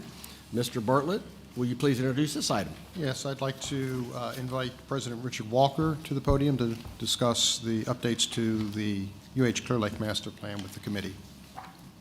Thank you, Mr. Bartlett. Next slide, please. So completely different than President Blanchard's challenges and issues, being an urban institution in downtown Houston. A reminder that the University of Houston Clear Lake sits on 524 acres of a wildlife and nature preserve. So some of what we have to deal with is a little bit different. But our master plan goals are the same as they were at the last report: to enhance our campus identity and visibility, to reinforce a coherent land use and development framework considering we are on this wildlife and nature preserve, and to employ compact development strategies in honor of the land that we sit on, and to celebrate this natural environment that's part of the University of Houston Clear Lake identity. The future initiatives, we still would like to have a STEM 2 building. We built a STEM 2 building several years ago. STEM is our fastest growing area in our academic arena. We did ask in the last legislative session for funding for the STEM 2 building. We did not receive it. It is on our agenda for our legislative request, again, going into this session in January. The other piece that you'll hear a little bit more about, as you all know, the Bayou building. It's over a 600,000 square foot building. We did receive the CPAP dollars in the last legislative session, and we'll be investing most of that $45 million plus dollars in the renovation and deferred maintenance needs of the Bayou building, which is in the picture at the bottom.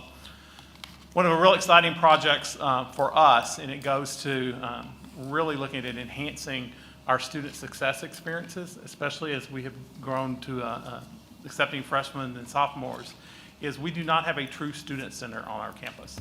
And so the building in the upper right-hand corner is a proposed rendering. It's not the exact rendering, but we've been working on the design of a campus center project. We're working with student government and student affairs and some consultants to go before the student body in the spring of 2023 with the student referendum to support a fee to build a new student center on our campus.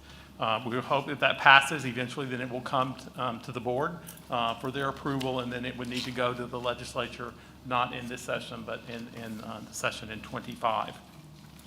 The other thing that we are doing is our enrollment center needs a facelift, so where students come in to the current building, which houses our enrollment management area, admissions, financial aid, registrar, and student business services. It needs a facelift.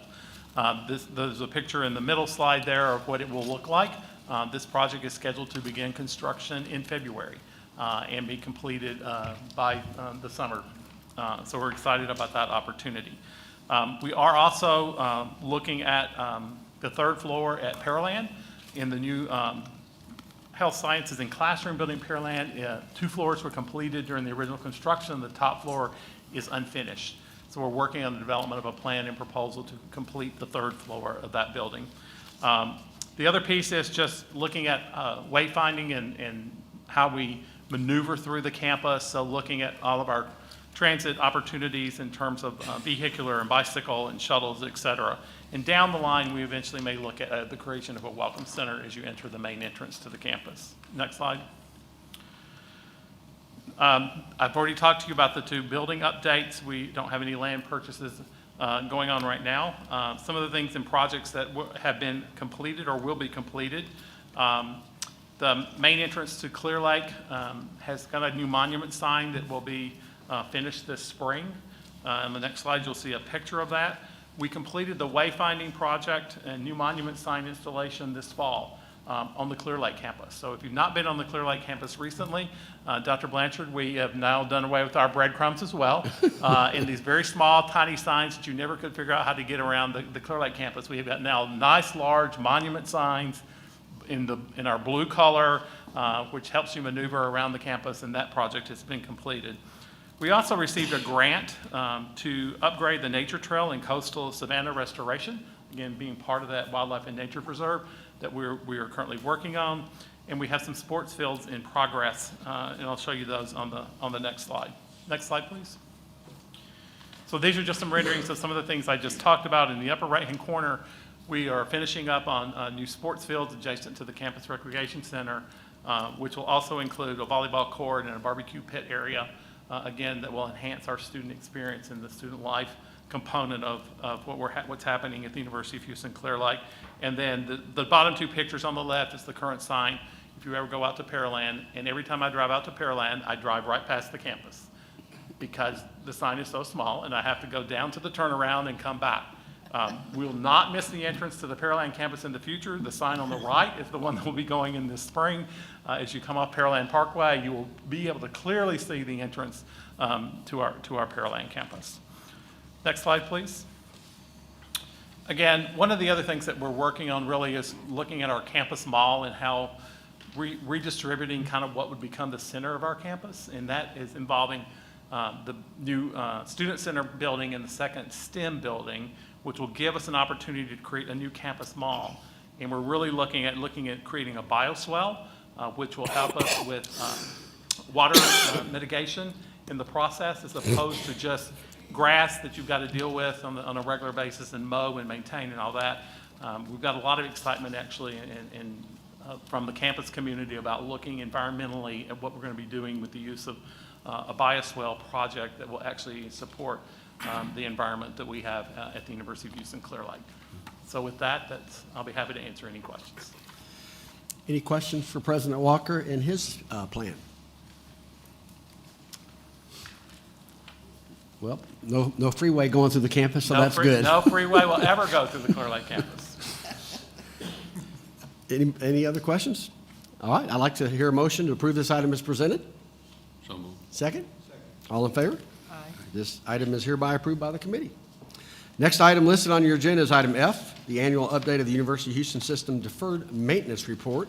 Mr. Bartlett, will you please introduce this item? Yes, sir. And in accordance with Texas statute, we are required to present to the board on an annual basis an update on our deferred maintenance across the system, and I'd like to invite David Oliver to provide that report.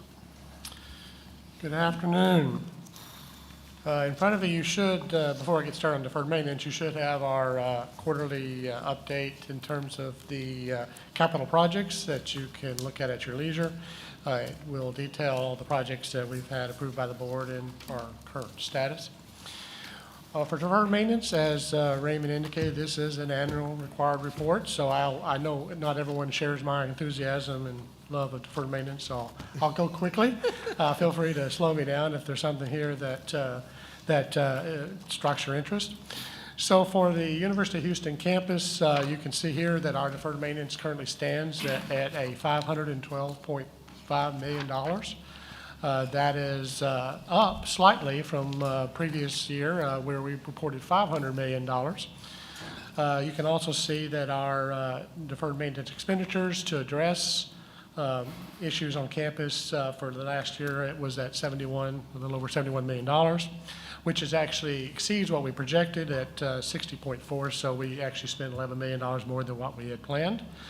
Some of that was just carryover from previous years from some COVID-related tapping the brake, so to speak, on a few projects that moved into this year for execution.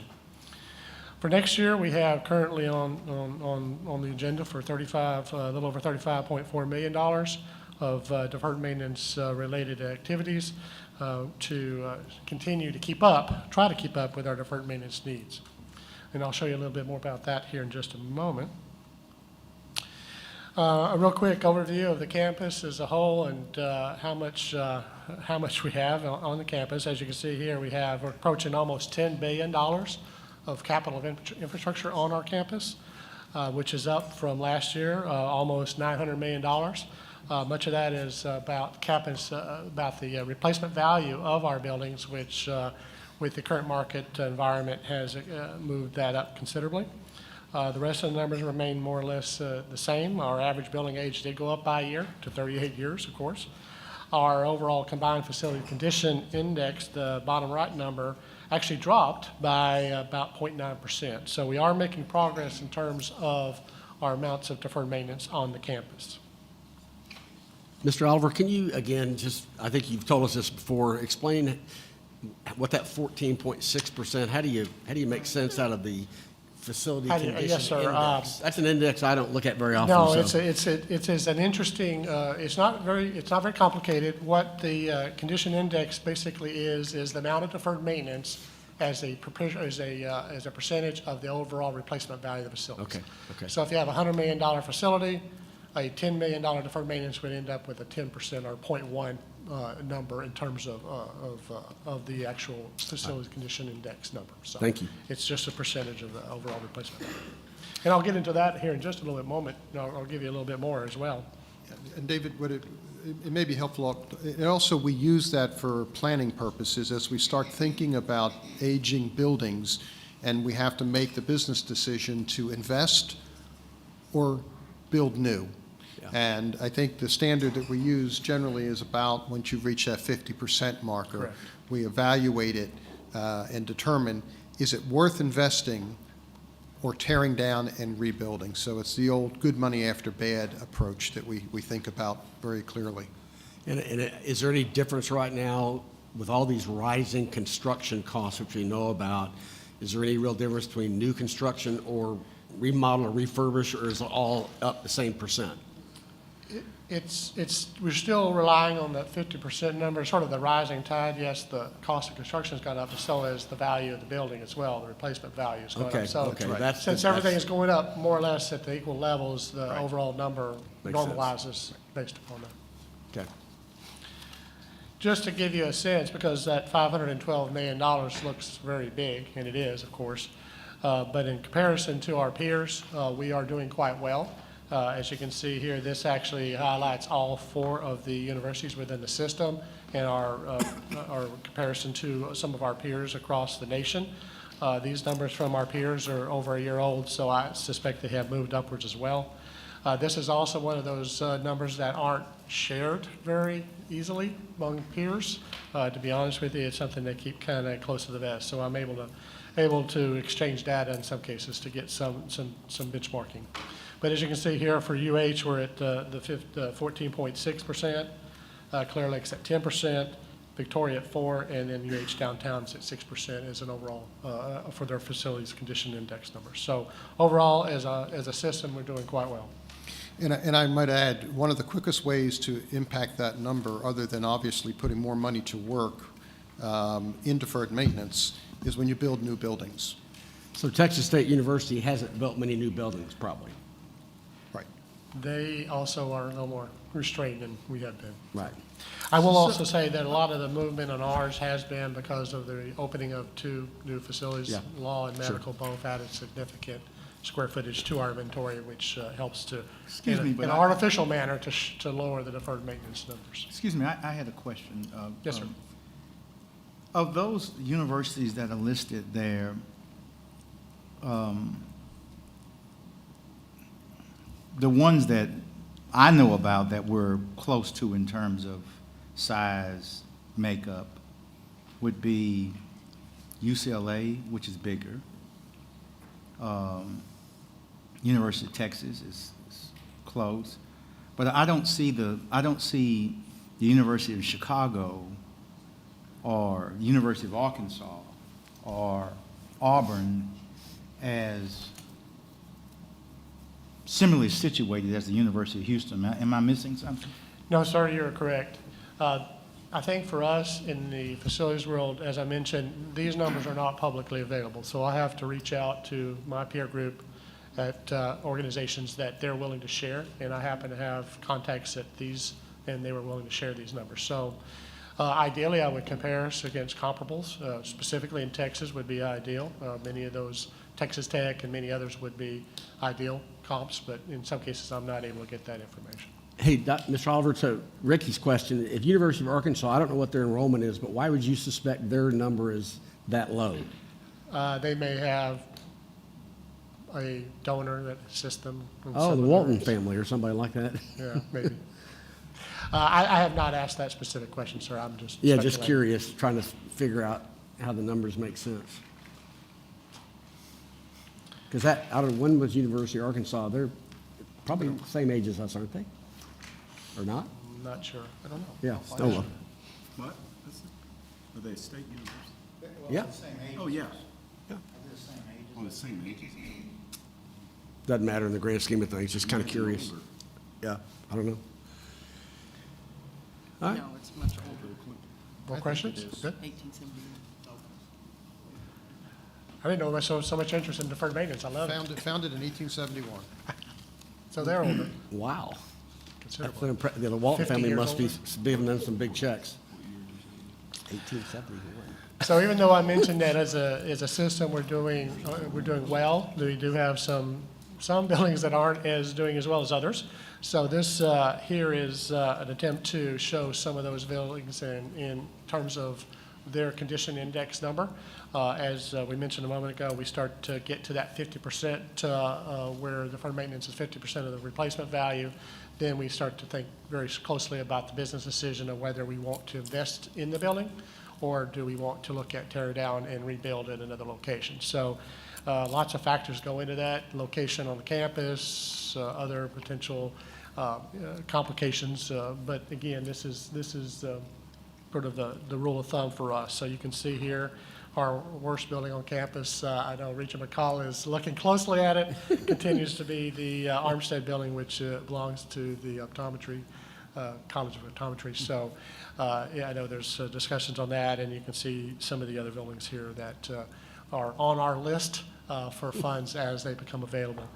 So we've done, we have a core project, many of you are familiar with, I've briefed it on a few occasions. Those buildings floated to the top of the list based upon, one of the factors was on the deferred maintenance, quantity of deferred maintenance in the building, as well as impact to students and many other elements. But this was one of the key elements that we used to make those calls. I know we are talking about a Core 2 project at some point here in the near future, but that is a financial sort of resource that we'll have to look at as we move forward.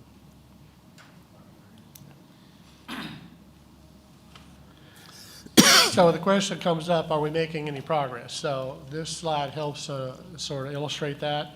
What this does is to show our deferred maintenance amounts, and this is projected based upon escalation costs and our understanding of our buildings. We have, as you can see, the number actually starts to go up significant. We are applying a higher escalation cost just because of the market environment currently. And as you see in the notes, we're using 8% for the next couple of years to illustrate the rising cost of doing business, so to speak, in terms of the market. So that does impact the overall deferred maintenance amounts, as well as then, of course, the how much we need to invest to keep up, so to speak. Our goal has been to get down to approximately a 12% as sort of a long-term steady state condition, and that is what we have striving to, as you can see here, based upon our 10-year plan that we promoted out back 2 years ago. So I think we are making good progress. As you can see, we are steadily contributing more to the deferred maintenance than we have projected, but keeping up is a challenge. And deferred maintenance is a chronic issue for higher education as a whole. It's been so for decades. We're an infrastructure-heavy industry, and for many years there just hasn't been. And I'm not talking about just the University of Houston. The whole industry. There has not been the kind of investment in plant and building that has been needed. Sure.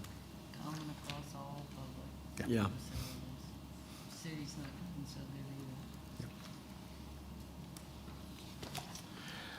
So just to continue on with the deferred maintenance needs at our other campuses, other universities, excuse me, we do have here, you'll see downtown's numbers. Currently, they're standing at $7.6 million in deferred maintenance. Their total expenditure in the last year was over $10 million, which is significant. I know they took advantage of some opportunities in terms of some funds that came from the federal government. And then, of course, their expected expenditure for next year at $1.8 million. So overall, they're making progress, substantial progress, and you saw their numbers are very good. Just some highlights here in terms of how they've been managing, monitoring their deferred maintenance in terms of the facility condition index, and then, of course, some of the deferred maintenance projects that they're doing, which are very standard in terms of what all the campuses are doing and dealing with. So.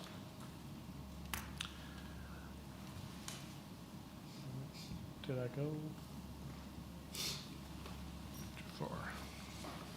Okay. So for the University of Houston Clear Lake, again, here you can see their numbers, $24 million of total deferred maintenance. They have expended $920,000 for deferred maintenance in the last year, and projected at $1.2 million for the next year. Again, many of the same factors in play for them as for downtown in terms of some of the federal funding that came available that allowed them to upgrade certain elements that qualified, specifically in air handling systems, generator systems that supported those functions. They do have an energy performance contract that they have been working very hard to get in play.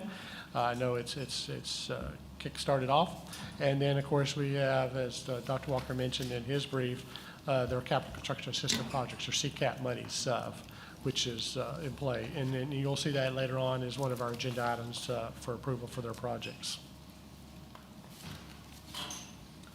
Some overview of their campus here. You can see their total valuation, a little over $350 million for the campus. Square footage, 1.25 million, and breakout by E&G and auxiliary. Building count, average age of 39 years, and their facility condition index number of 10%. So very good overall numbers. Believe it or not, their Bayou building is not their worst building on campus. Delta building is the worst building, primarily because the Bayou building is so big. It sort of spreads the pain about in terms of the square footage. So, but overall, they're other than the Delta building, their numbers are generally in good shape.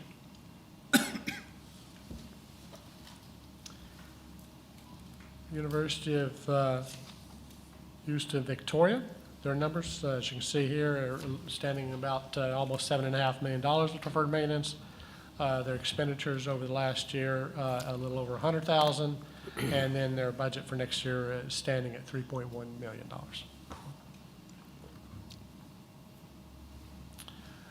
As you can see here again, they've listed out some of their needs: center building roofs, some chiller replacements, very standard deferred maintenance items for pretty much all campuses.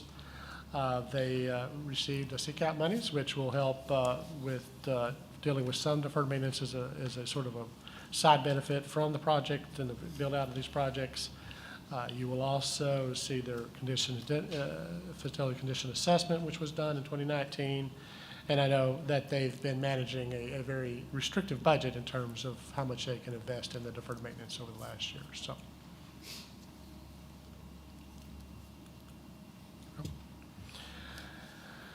Some quick facts about the campus. They're currently standing at a little over $250 million of infrastructure, square footage, 885,000. Breakout you'll see there. Building count 14, 20 years average age, and they're very low, 4% facility condition index, primarily because they have a lot of new buildings, which helps to keep that number down. So. And as you see here, they have no buildings on the list, so to speak. That's nice. So that concludes my brief on deferred maintenance.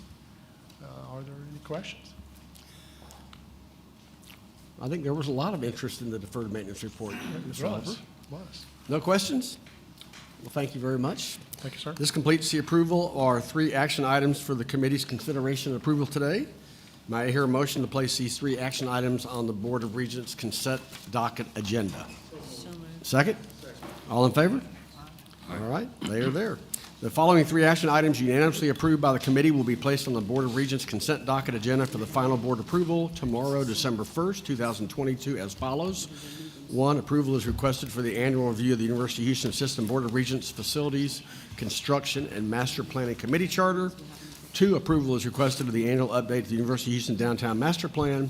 And 3, approval is requested of the annual update to the University of Houston Clear Lake Master Plan.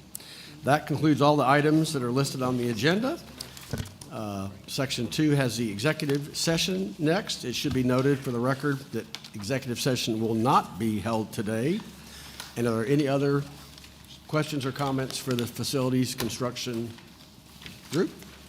If not, this meeting is adjourned. 5 minutes. Okay, we'll take a 5-minute break before we start the Finance and Administration Committee. And I'll thank you in advance for the extra time you're giving us. We'll try not to use every bit of the remaining 3 hours we have. If I do.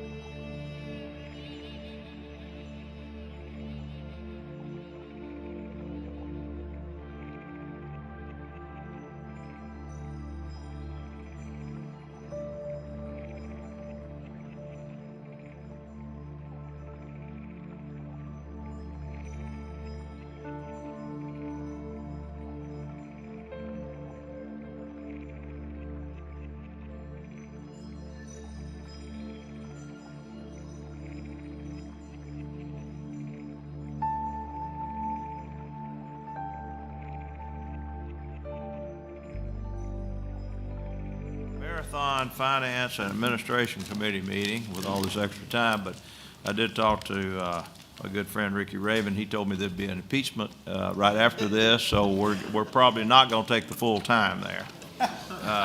Good afternoon, everyone, and welcome to our meeting. As Chair of the Finance and Administration Committee of the University of Houston Board of Regents, I would like to call this committee meeting to order.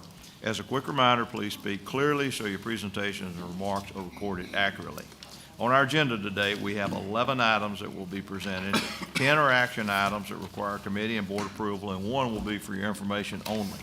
After each action item has been presented, I'll ask if anyone has any questions, and then call for the vote.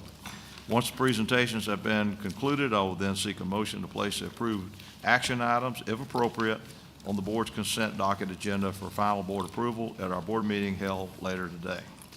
I would now like to introduce our first item requiring committee approval. That will be the minutes from the Finance and Administration Committee held on August 25th, 2022. Does anyone have any corrections to these minutes? No, sir. Do I hear a motion to approve these minutes as distributed? So moved. Second? All in favor? Aye. Opposed? The minutes from the August 25th, 2022 Finance and Administration Committee meetings are hereby approved. The next item listed on your agenda today is item C. Approval is requested to delegate authority to the Chancellor to negotiate and execute contracts exceeding $1 million for the purchase of goods or services excluding construction contracts at the University of Houston system. Mr. Raymond Bartlett, would you please present this item? Yes, sir.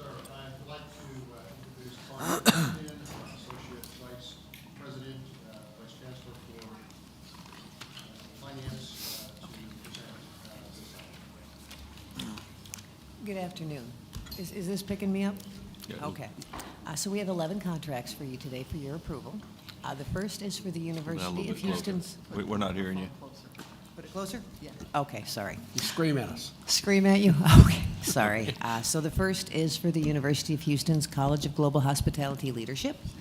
They're going to procure food and beverage services. This is required by the Hilton brand. The 5-year contract has an expected net income of about $1,250,000. The gross revenues should be $13 million, and their expenses should be just under $12 million over the life. Second, the University of Houston's Bauer College of Business is going to extend an existing continuing education agreement with Insperity. The agreement has worked out very well for Bauer. The 1-year extension gives them a 6-year contract, and they expect gross revenues of $2.5 million with related expenses of about $1.25 million, so they've got about a 50% profit on that.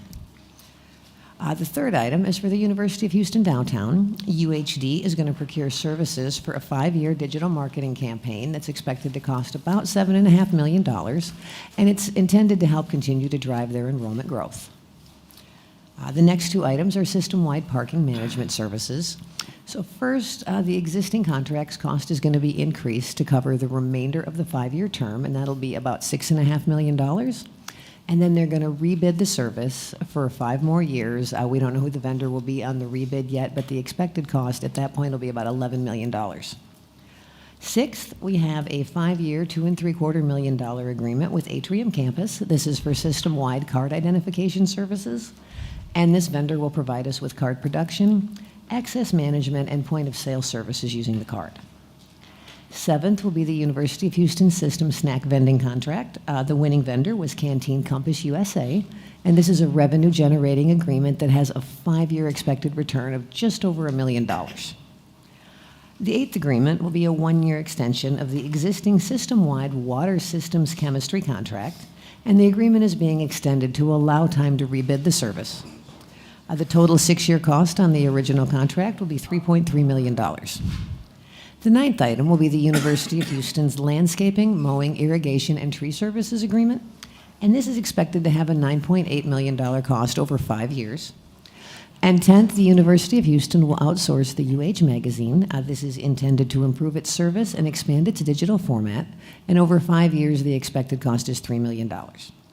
And the final item is for the University of Houston Police Department, who will extend an existing agreement with Janissary. Janissary provides parking kiosk security on the UH campus to ensure that we have highly visible and responsive security. And the 6-month extension will result in a 15-month contract at just over $1 million. Are there any questions on any of the contracts? Anyone have any further questions? May I hear a motion to approve this item as presented? So moved. Second? Second. All in favor? Opposed? This item is hereby approved. Next item for discussion is item D. The approval is requested to delegate authority to the Chancellor to negotiate and execute construction contracts exceeding $1 million for projects at the University of Houston system. Mr. Bartlett, please present this item. Yes, sir. We have three items for your consideration and approval today. The first is a $4.5 million construction contract for additional premium seating at the TDECU Stadium located at the University of Houston. This contract will add an additional 8 new luxury suites to the existing TDECU Stadium. The second is a $1.65 million construction contract for the Fine Arts Building to address foundation repairs and water mitigation needs for this particular building at the University of Houston. And lastly, a $1.2 million construction contract for renovations of 2 auditoriums as part of our overall classroom refresh program here at the University of Houston. This completes my report. Okay, does anybody have any further questions? May I hear a motion to approve this item as presented? So moved. Second. All in favor? Aye. Opposed? This item is hereby approved. Item E is our next action item for the committee's consideration. Approval is requested to establish a graduate program deposit fee at the University of Houston. Mr. Bartlett, will you please introduce this item? Yes, sir. We are requesting your approval of a $500 non-refundable program deposit for various master's level programs at the Bauer College of Business at the University of Houston, effective for the fall 2023 semester.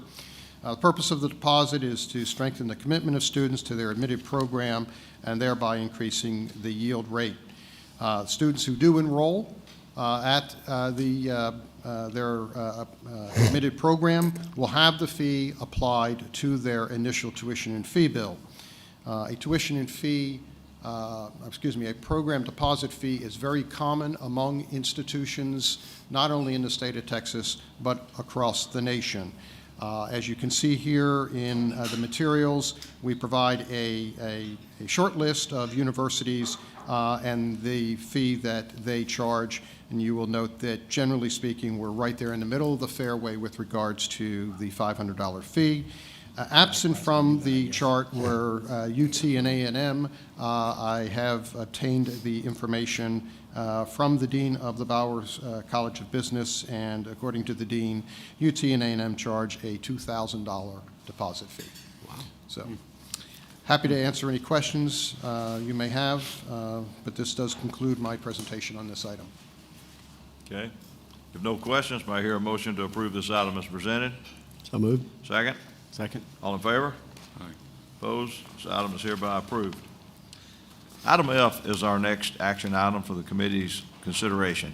Approval is requested to delegate authority to the Chancellor to negotiate and execute contracts for design and construction, the hub located in the Central District at the University of Houston. Mr. Bartlett, will you please introduce this item?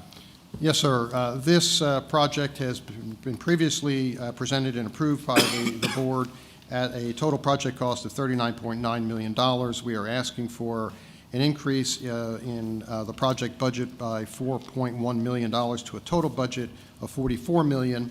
The increase is directly related to additional scope. We are adding to the project the kitchen equipment that is needed in the particular building, as well as building out some shelf space, some security upgrades, and adding some additional outdoor furniture to the project. Upon further review, we firmly believe that by incorporating into the project, especially the kitchen equipment, which is the majority of the cost, that we are more accurately reflecting the true project cost. Secondly, by adding the kitchen equipment to the project, it makes more sense in that we will allow the general contractor to install the kitchen equipment and tie it into the infrastructure of the project in terms of his timing and as opposed to us buying it separately and trying to negotiate or manage around those times. So we truly believe that at the end of the day, adding this equipment into the project is more appropriate and reflecting the total cost of the project. Happy to answer any questions. Did we think in the beginning it was going to be less expensive to have the equipment bought separately, and what changed, I guess? Well, I think originally the equipment was projected to be about $1.8 million. It's coming in about $2.8 million, a little bit more expensive. And so I think there was a decision to, I think, among the, I think, adding it in to be more transparent as to the true cost of the project. We truly believe that it makes more sense to do that. But also, I think from just a cost standpoint, adding it into the project and allowing the contractor to manage it makes more sense. It's not an issue of paying for it. I think originally I had perhaps indicated that we were going to amortize this over a longer period of time. The true intent today is still to pay cash for the kitchen equipment, even despite the increase in the cost. I didn't know if we just thought the contractor, with costs going up, had more economies of scale now than we would. I'm not sure. Not necessarily, no. Okay. Was the building always supposed to have kitchen equipment? Yes, yes, sir. So why do the architectural fees and engineering fees go up just because you paid more money? Shouldn't have been on the plans to begin with? Do you know, David? Yeah, I think I understand the question. The original intent was for it to be owner furnished. I can't hear you. I think the original intent was for it to be owner furnished, and i.e. we would buy it separately and then provide it to the contractor. But shouldn't it be been in the plans to begin with, because you're going to have a kitchen later, whether now or later? Correct, but that would be not necessarily under the project expenditure. That's, I think, what Raymond No, was. but I'm just talking about architectural and engineering fees. You do final plans, you might not finish 100%, but I don't know how the contract was written, the structured contract. I'm not sure I'm following the question on it, But but typically, are an architectural engineer a percentage of cost? it's a negotiated fee. We'll rule of thumb Because it. you have 3.2. Correct. And then it goes up to, I think it's a 3 I can't see it. Correct. So it went up, and it's the same building, same appliances. I don't know. Went from Again, 3.275 to 3.6, Alonzo. We did raise the A&E fee because of ultimately we're asking the A&E now to take a more active role in terms of construction administration in reviewing the submittals for the kitchen equipment and providing that level of service on the back end of the project, which he would not have necessarily done on the front end. I can get more detail for it if you need more. I don't know how the original contract was written, so. I can follow up with you on the details if you'd like to see more. Okay, are there any further questions? Do I hear a motion to approve this item as presented? So moved. Second? All in favor? Aye. Opposed? Item is hereby approved. Item G is our next action item for the committee's consideration. Approval is requested to delegate authority to the chancellor to negotiate and execute contracts for the design and renovation of the Bayou Building located at the University of Houston, Clear Lake. Mr. Bartlett, will you please introduce this item? Yes, sir. We are requesting approval of a $55 million total project cost for renovation repairs to the Bayou Building located at the University of Houston Clear Lake campus. The project will provide modernization renovations to instructional and research labs, administrative spaces, and student-centric spaces within the building. It will also address deferred maintenance and some system upgrades related to utility and potentially central plant.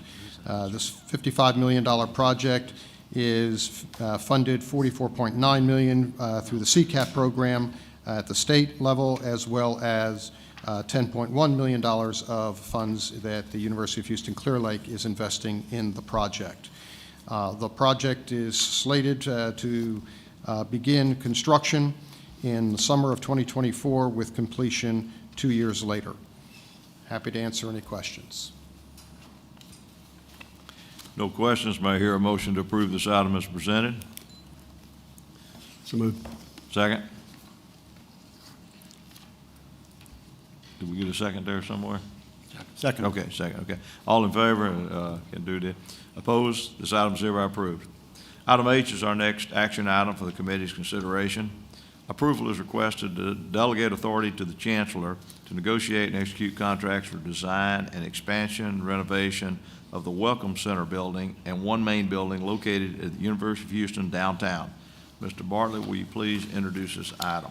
Yes, this is a $44.9 million total project cost for which we are seeking approval for the renovation of the Welcome Center building, as well as renovations to the one main building, which President Blanchard spoke about earlier. The project is 100% funded through the CCAP program authorized by the 87th Legislature. As you can see in the materials, construction is scheduled to start in summer of 2024 and complete in summer of 2026. Happy to answer any questions. No questions. May I hear a motion to approve this item as presented? So moved. Second? Second. All in favor? Aye. Opposed? This item is hereby approved. Item I is our next action item for the committee's consideration. Approval is requested to delegate authority to the chancellor to negotiate and execute contracts for the design and construction to the new Innovation Hub building located at the University of Houston. Mr. Bartlett, will you please introduce this item? Yes, sir. In May of this year, we presented and the board approved this particular project at a cost of $52.4 million. We are bringing it back to the board for reconsideration and approval at a cost of $72.4 million. Included in the total increase of $20 million is a revised scope to the building. The original four-story building expected to shell out 15,200 gross square feet of space across 2 floors. In this particular proposal, we are actually going to build out all but 1,700 of that 15,200 gross square feet. In addition, so that the cost of, if you will, of that additional build-out is $9.4 million. The remaining $10.6 million cost increase to the project budget is a reflection of the impact that the cost of construction vis-a-vis inflation has had in the market. We were quite frankly a little shocked ourselves when we saw some of the pricing that has come through, not just on this building, but some of our other buildings, which we will talk about shortly. We have scrubbed the pricing. We've worked with the owner, the architect. We've really gone back to the drawing board to the best of our ability, and we've taken into consideration in our analysis looking at the inflation index for construction, as well as looking at other projects that we have done, and on an inflation-adjusted basis, we have concluded that the project is in line and reflective of what it's costing today to build the building. This is an 80,000 or approximately 80,000 gross square foot building that will be located strategically in the heart of the University of Houston campus. And it will provide, it's a maker space. It'll have include the Sylvia and Melvin Wolf Center for Entrepreneurship, the Energy Transition Institute, and dedicated energy innovation space, as well as potentially various labs, offices, and shell space for other university-wide innovation initiatives. Happy to pause there and answer any questions you may have. Where is it physically going to be on campus? If you'll keep right there. Okay, so it's actually going to be where currently the technology annex is located. Okay. As a reminder, the technology annex currently is occupied by the College of Technology. One of the other projects that we have on the agenda to discuss with you is the second Sugar Land building. Once that building is built, the College of Technology will transition to Sugar Land, which will allow us to then tear down the technology annex and build on that site this particular building. Okay. Just amazing how much it's gone up. Yes. Well, everything changes as push our completion date back 1 year, but, you know, it's a world we live in now. We've said that over and over on the endowment committee. Does anybody have any further questions? What is the square foot cost? Is that like $800? On this particular building, it's $875 a square foot. Is that all in, FFE, everything? Yes, sir. But the original scope was about that same. We cut out 5,000 square feet, right? No, the original scope was approximately 80,000 square feet, if I'm not mistaken. Yeah. We were approximately 80,000. Yeah. I think at this point, we're hovering slightly below 80. Right. Based on the last passes we've had in terms of the budget versus program. So we're right at that number. In that building, how many huge rooms are there and how many smaller rooms are there? I know that's a really difficult question. We've got, well, I know, we've got two large collaborative spaces and 4,000, one's 4,000-ish square feet and another slightly smaller than that. We've got two classrooms in the 1,500 square feet size, and then you've got a large number of mostly offices on 2 and 3. Fourth floor is going to be laboratory space. We have 14 wet labs, 6 dry labs on that. That's part of our Frontier faculty initiative to site some labs in the location. And then the first floor is all makerspace, so it's going to be mostly open, but it'll be strategically separated for use by students in terms of different functionality. How many square feet is the total building? Right, I'm sorry, sir? How many square feet is the total building? We're running right now, we're projecting anywhere between 75 and 80,000. I think at the moment we're programming a conservative at 75. The hope being, of course, as we get into the detailed design, we'll be able to plus up a bit. Is laboratory space anything like medical space where the foundation is a little different and the structural, so there's no movement whatsoever? In this case, it would not be. These labs are not designed for that purpose. They'll be primarily at wet lab space, so you're looking at biological and engineering type of labs. So the big plus up for these is the mechanical systems, primarily exhaust venting, which is the reason we have it on the fourth floor. It saves costs in terms of But pushing it around. every single cost is in that 800 a foot, except also cost anything but interest expense during construction. That's correct. Correct. How much of the shell space did you wind up finish out? How much more? We only have 1,700 So square feet. Out of, so you're talking 13,500? More feet. More feet. Why wouldn't you just finish out the rest of it? Right now, the need is limited. This is part of the Sears spaces adjacent to the new Energy Institute on the third floor. We worked very closely with Ramanand Krishnamurti in terms of his needs, and at this point, he doesn't need the space built out at this time. So for a budgetary kind of factor, we've gone ahead and shelled it out. But it's such a small space that it may end up getting built out as part of the project if the funding and the contingencies allow it as we get more into the project. So. You know, it seems a little high to me, but not real high, you know, because it is institutional and there are some larger rooms in it. The labs drive up the price, location as well, because as you can see here, it's location constrained. So we'll be forcing the contractor to work around and in close proximity to a lot of other buildings, which tends to drive up his costs. How many stories is it? Right now, 4. we're at 4 stories.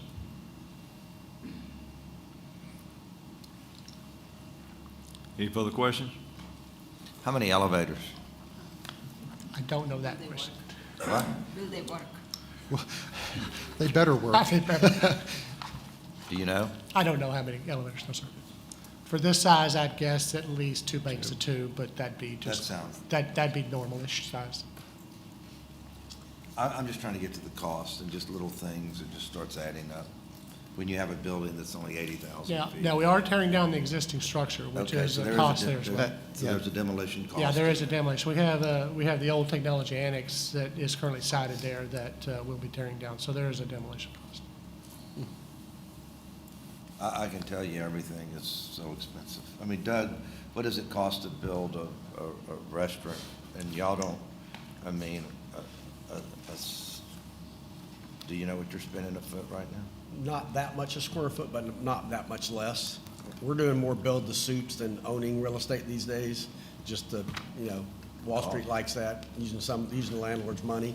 No, but even a build out inside, I mean, we're spending, $800 a foot. We can't build a restaurant. But you don't have a kitchen or anything though in that building? We might have a small catering kitchen for one of the spaces that's multi-event purpose, but nothing of any significance. No. Your finish Those outs labs are more. pretty So- expensive though, with the hoods and all of that, that system. With the what, I'm sorry?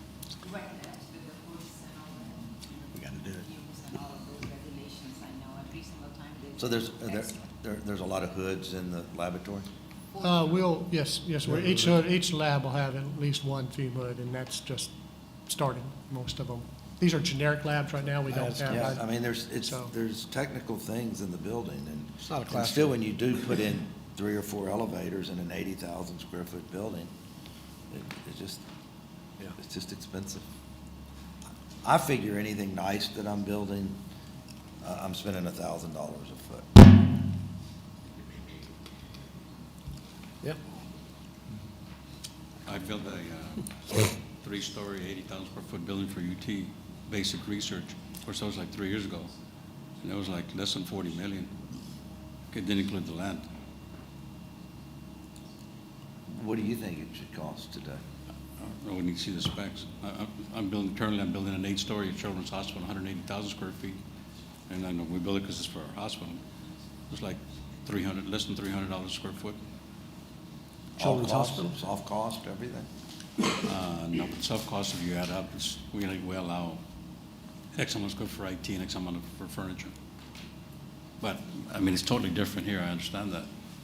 Well, that's They're it. including FF&E though, every single cost, that's why I just trying to make sure we're comparing apples against, you have every single thing in there except land costs. The reason we can't enter the hospital is you don't know what kind of MRI or CAT scan or 3T Right, test lab. right. So I'm talking about basically finished out blinds and all that, but no equipment, because equipment could cost more than the building, medical equipment. I mean, every time they bring a project to me, I just scream because, I said, this is what you brought before, and now how can it go up so much?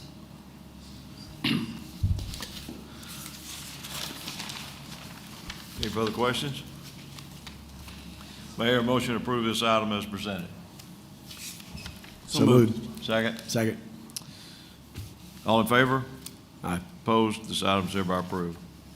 Item J is our next action item for the committee's consideration. Approval is requested to delegate authority to the chancellor to negotiate and execute contracts for the design and construction of the new Academic Building 2 at the University of Houston at Sugar Land location. Mr. Bartlett, will you please introduce this item? Yes, sir. We brought this project to you in December of 2021 at a total project cost of $53.4 million. We are seeking your approval today for the project at $66 million. This is a 72,000 gross square foot building to complete the relocation of the College of Technology at the U of H Sugar Land location. As we just talked about, the Innovation Hub, this is kind of the linchpin to the Innovation Hub project itself. Without completing this project, we can't relocate the College of Technology and then deconstruct the annex and build the Innovation Hub. So we're seeking your approval for an increase in the project budget, which again is a reflection of the market in which we are building today. The actual schedule remains relatively the same. It is expected the construction would start in the summer of '23 and complete in the spring of 2025. Happy to answer any questions. If no questions, may I hear a motion to approve this item as presented? So moved. I have a question. Oh, sure, go ahead. Can we try to go to the lawmakers and get more money because the cost has gone up?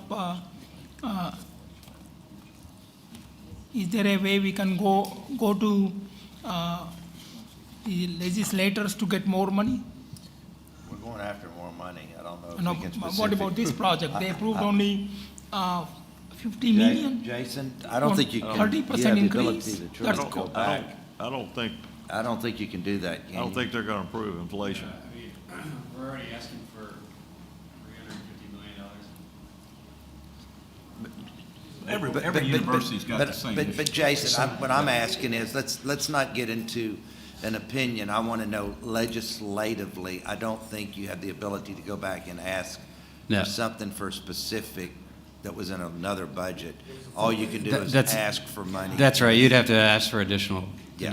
money right now. I mean, and frankly, we've already made our legislative appropriations requests back in, September, and this wasn't included in it. To answer your question to the back door, yes, we're going after a bunch of money, because the state has a bunch of money. And this is when you ask for it, but somebody hasn't.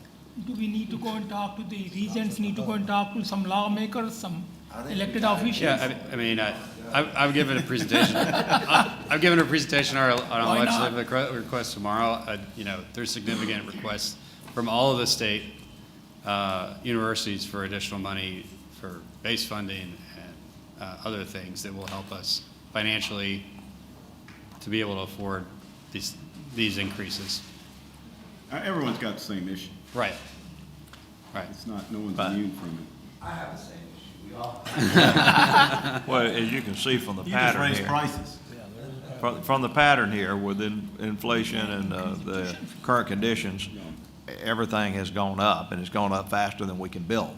So that's kind of why we're here today. But we do have some very important funding that we're lobbying the legislature for, and some other things that are unscheduled funding. And I just don't think you can go back and ask, for inflationary, spending. Like Vice Chairman said, is everybody's got this. Everybody starts going to them like that, they're just going to shut the door. So, any further questions? May I hear a motion to approve this item as presented? So moved. Second? Second. All in favor? Aye. Opposed? This item is hereby approved. Item K is our next action item for the committee's consideration.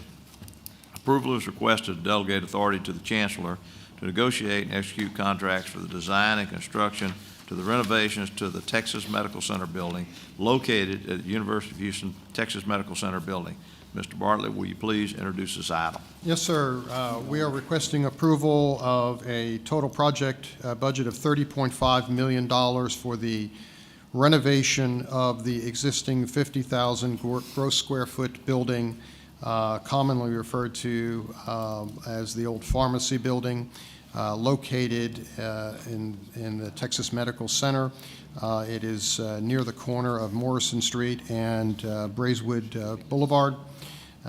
This will serve as the home for population health and is a great opportunity for us to relocate that program in the Texas Medical Center area. Among the additional spaces that will be provided in the programming for the project will include workplace spaces, amenity spaces for students, faculty, and visitors. The project is slated for construction to start in the spring of '24 and be complete in the summer of 2025. Currently, we are waiting for approval from the Planning Committee at the Texas Medical Center. They expect to, I think it's in December or sometime this month, next month, to give us preliminary approval, which would mean they would refer it to their full board, and their full board would meet in March of next year to give final approval. So we're kind of working through the process. TMC has the right to approve our design and program requirements, and so we're working through that process with them at this time. Happy to answer any questions you may have. Is this a facelift? What's it, I mean, the building now is, Well, Kinda- as you may recall, this building coincidentally in 2017 was severely impacted from the major steam leak. And it just destroyed the interiors, and we basically gutted the entire interior and took it down to its bones. So what you've got left is the foundation and the bones. We're going to rebuild it, and more specifically, renovate it to the programmatic needs specifically for population health. Will you explain that we have to do this? Because, Yes. you know, my question was, are we better off sitting on it and going vertical one day, but we have to do this? Yes, sir. Explain that. Yeah, so in the legal documents, the deed that, when TMC deeded the property to us, there is a requirement that in the event that there were to be some unforeseen circumstance that impacted the property, which of course it did, you're required within 2 years to make it ready for occupancy. We have worked and stayed in constant communication with the TMC over the last 5 years, and thus far they have been accommodating, but at some point their patience will run out.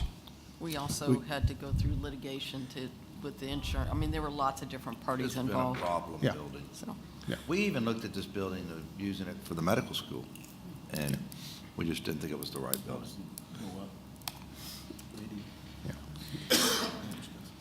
And I'll say, and just to put a bow on it, were we not to do something with the property, in the deed, it does say eventually it would revert back to TMC should we not choose to do something, which is why we have continued to be in close contact with them throughout these 5 years.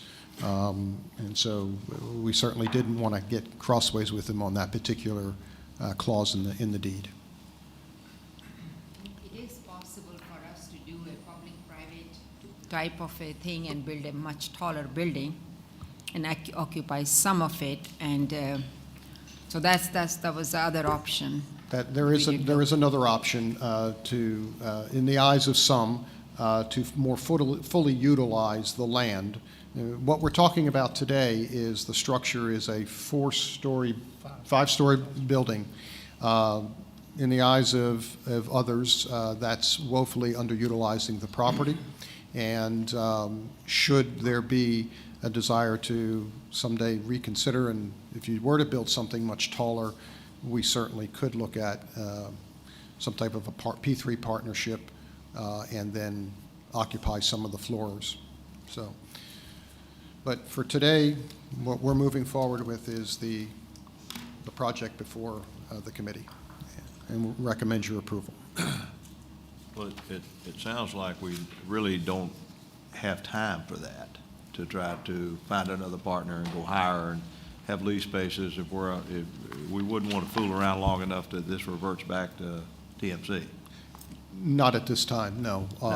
So, Any further questions? Mayor, motion to approve this item is presented. So moved. Second? Second. All in favor? Aye. Opposed? Item is hereby approved. Item L is our next action item for the committee's consideration. Approval is requested for the annual review of the University of Houston System Board of Regents Finance and Administration Committee Charter. Mr. Bartlett, will you please introduce this item? yes, sir. In accordance with the board's bylaws, we are required to review at least annually the committee charter for the Finance and Administration Committee.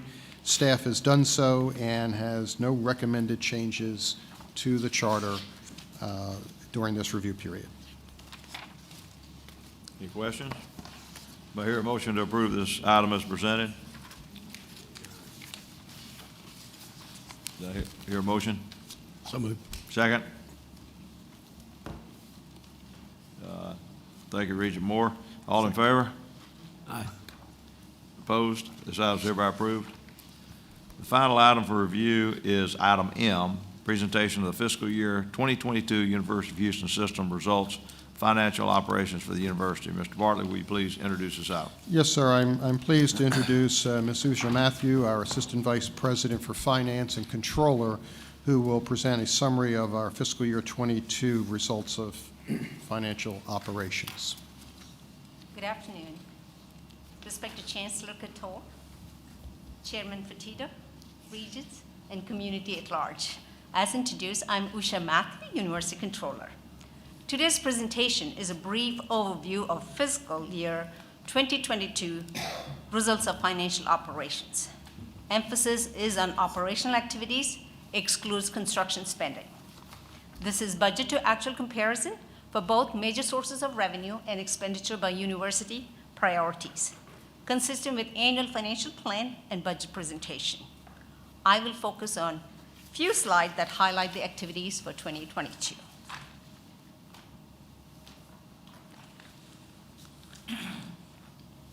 These charts show actual operational results for revenue and expenditure. As mentioned, it excludes construction spending. Consistent with prior years, the system outperformed revenue by 12%. This increase is primarily because of restricted sources of funding, that is in the category of contracts and grants. Also, we did have some private donations for athletics and law school. System did spend approximately $29 million, 2% more than the budget. The bigger the investments in students, the greater the impact to the community. We can explore reasons for budget to actual variances in the next couple of slides.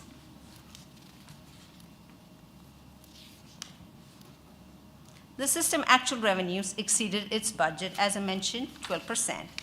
Likewise, the actual revenue across system also exceeded by 7.5% as compared to 2021. The noticeable change that you see is in contracts and grants, which is restricted sources of funding, and sponsored research, and state and federal financial aid. I did mention earlier about gifts, so I don't want to repeat due to essence of time. State appropriation. We just don't have enough of it. Don't you all agree with it? 11% increase in 2022 as compared to 2021. Don't be deceived. This year we did not have a 5% biennial budget reduction as compared to last year. The other two increases because College of Medicine did receive $13 million as its own bill pattern appropriation. Likewise, we did have an increase in change in formula funding, approximately $16 million across all universities. Other operating sources. This category includes auxiliary activities, student housing, food services, parking and transportation, so on and so forth. Although the revenue is down by 10% compared to budget, there is a nice recovery in auxiliary operations, about 23% over and above last year's actuals. Overall, again, credit goes to our students. Students being on campus, housing did increase in 2022 as compared to 2021. In 2023 fall, our occupancy rate is 98%.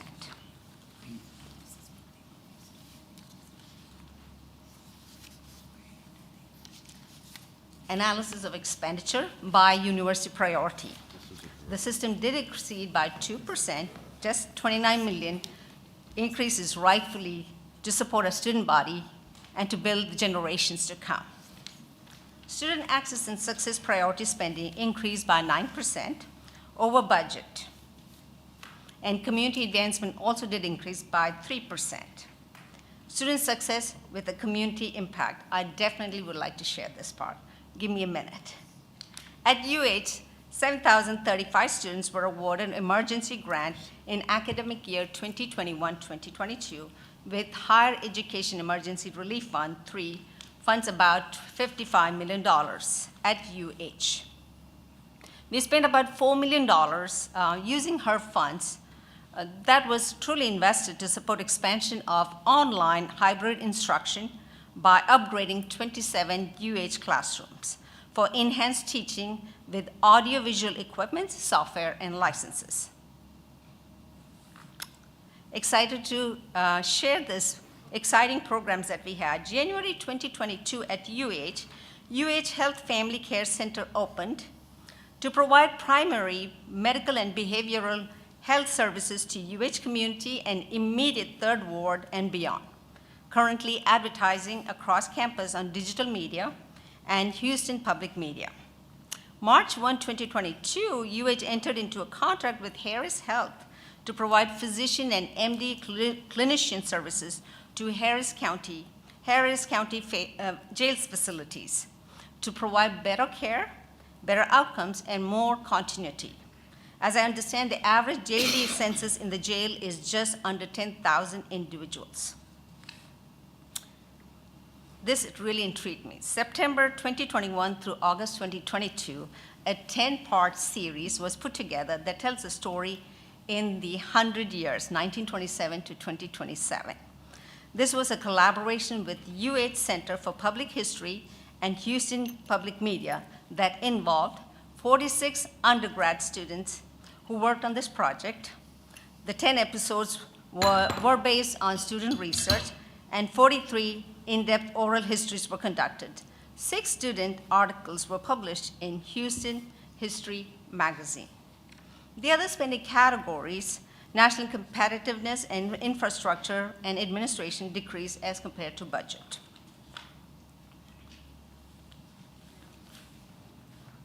This slide presents the asset section of system balance sheet over 5-year period. Some key points that I would like to share are system investment had significant growth in 2022. System issued bonds totaling $445 million at par, which included $310 million of state-funded bonds for system campus projects. Some of the buildings that it's going to support is the new medical research building, Hobby School building, the Innovation Hub, a second building in Sugar Land, and also provided funding for renovations at other universities, UHCL, UHD, and UHV. At UHCL, it's Bayou Building. I believe they shared already, I'm repeating myself here. UHD, it's the One Main and Welcome Center. And at UHV, it is Ben Wilson Street and other renovation projects. Cash and investments, on the other hand, includes funds that are committed for future purposes such as capital construction, renovation, funds restricted for donor-defined purposes. Capital assets did increase by 4%, mainly because of projects that are substantially completed. Some of the buildings that were completed is Tillman J. Fertitta Family College of Medicine, John M. O. Quinn Law Center, former Student Health Building, now Human Resources renovation. No major capital project completions took place at other UH universities. Assets that are held for others are endowed and non-endowed investments held at system on behalf of other UH universities. This offsets corresponding liabilities. The second part of the balance sheet shows liabilities and equity over a 5-year period. Liabilities for the system consist of mainly what we owe to vendors and employees, which is accrued compensable absences, long-term obligations for bonded indebtedness. Total equity for system is $2.14 billion. This attributes to investments and capital assets. The next 3 slides is basically similar information by individual universities. This concludes my presentation. Thank you very much. Thank you. Any questions? Any questions? Okay. Chairman. Thank you. I forgot I wasn't chairman of this committee. Go ahead. You had a question? No, we're good. Go ahead. Remind me what national competitiveness is. I think I ask this every year.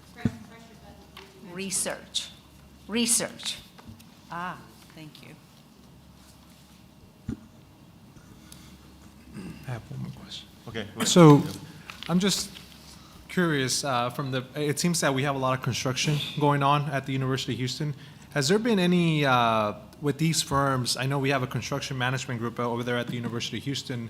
Has there been any opportunities of kind of, I don't know, maybe capstone or for those senior students to be part of some of these projects as kind of a learning experience as they go through the programs, since we have a lot of construction at the University of Houston?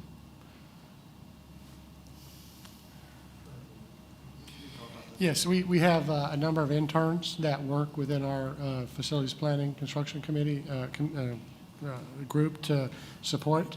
So they're under the internship program. So as far as academically connected specifically to a class or a capstone class, I'm not aware of that program at this point in time. But we do take advantage because we have some extraordinarily bright and very experienced individuals in that program. It's good to know. Thank you. I think I understand a lot of them are already connected with a lot of the local construction and engineering firms in town. I know that I'm on the board of KBR. I know they have interns, students from U of H, and I'm sure Zachary and Fleur and everyone else in this city does too. I think it's a big connection, if I remember the. Yeah, I think you're right, Regent. It's just that, Yeah. just other connections to get students, an opportunity to be part of some of these amazing projects at the University of Houston system. Okay, thank you for your presentation. This item was presented for information only, and no committee action is required. Following the committee's approval of the last action item addressed, I would now like to request that the 10 action items considered by the committee be placed on the board's consent docket agenda for final board approval as follows. 1, approval is requested to delegate authority to the chancellor to negotiate and execute contracts exceeding $1 million for the purchase of goods or services excluding construction contracts at the University of Houston system. 2, approval is requested to delegate authority to the chancellor to negotiate and execute construction contracts exceeding $1 million for projects at the University of Houston system. 3, approval is requested to establish a graduate program deposit fee at the University of Houston. 4, approval is requested to delegate authority to the chancellor to negotiate and execute contracts for design and construction, the hub located in the Central District, University of Houston. 5, approval is requested to delegate authority to the chancellor to negotiate and execute contracts for the design and renovation of the Bayou Building located at the University of Houston, Clear Lake. 6, approval is requested to delegate authority to the chancellor to negotiate, execute contracts for the design and expansion, renovation of the Welcome Center building and one main building located at the University of Houston downtown. 7, approval is requested to delegate authority to the chancellor to negotiate and execute contracts for the design and construction to the new Innovation Hub building located at the University of Houston.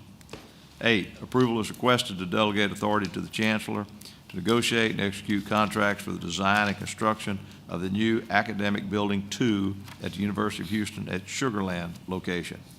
9, approval is requested to delegate authority to the chancellor to negotiate and execute contracts for the design and construction to the renovations of the Texas Medical Center building located at the University of Houston Texas Medical Center building.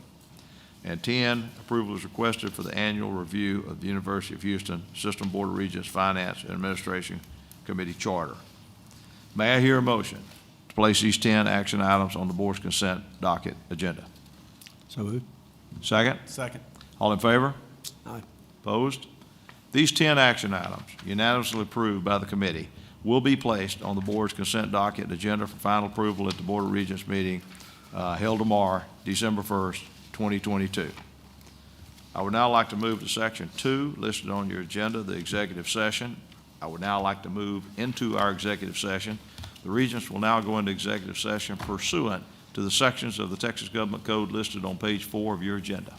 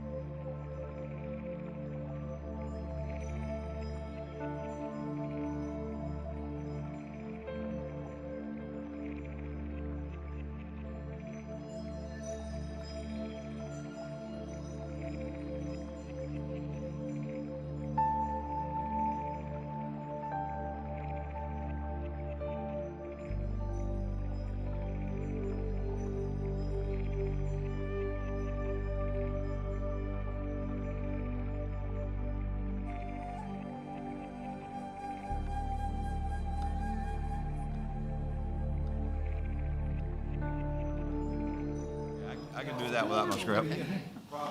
I'd like to reconvene the meeting. Let me know. Convene the open meeting. Up to the, I need to mention the open meeting on page 4 again. No, you just say we're reconvening the open meeting. I'll reopen, I got it. We'll Okay, you reopen know the what meeting. Yeah, he used to be mayor, I got this. Okay, we're on. Oh, are we ready? Yes, sir. No, he was complaining it was too cold. That's it. That's it. Okay, as we come out of executive session, the Finance and Administration Committee is coming out of executive session. We took no action. And at this point in time, if I don't hear any other discussions or questions or any other information needs to be brought before the committee, I will accept a motion to adjourn the committee. So moved. Second? All in favor? Committee is adjourned. Good job. Can we leave the materials in here? Yes. Safe? We don't want anyone. We will lock up the room, the iPads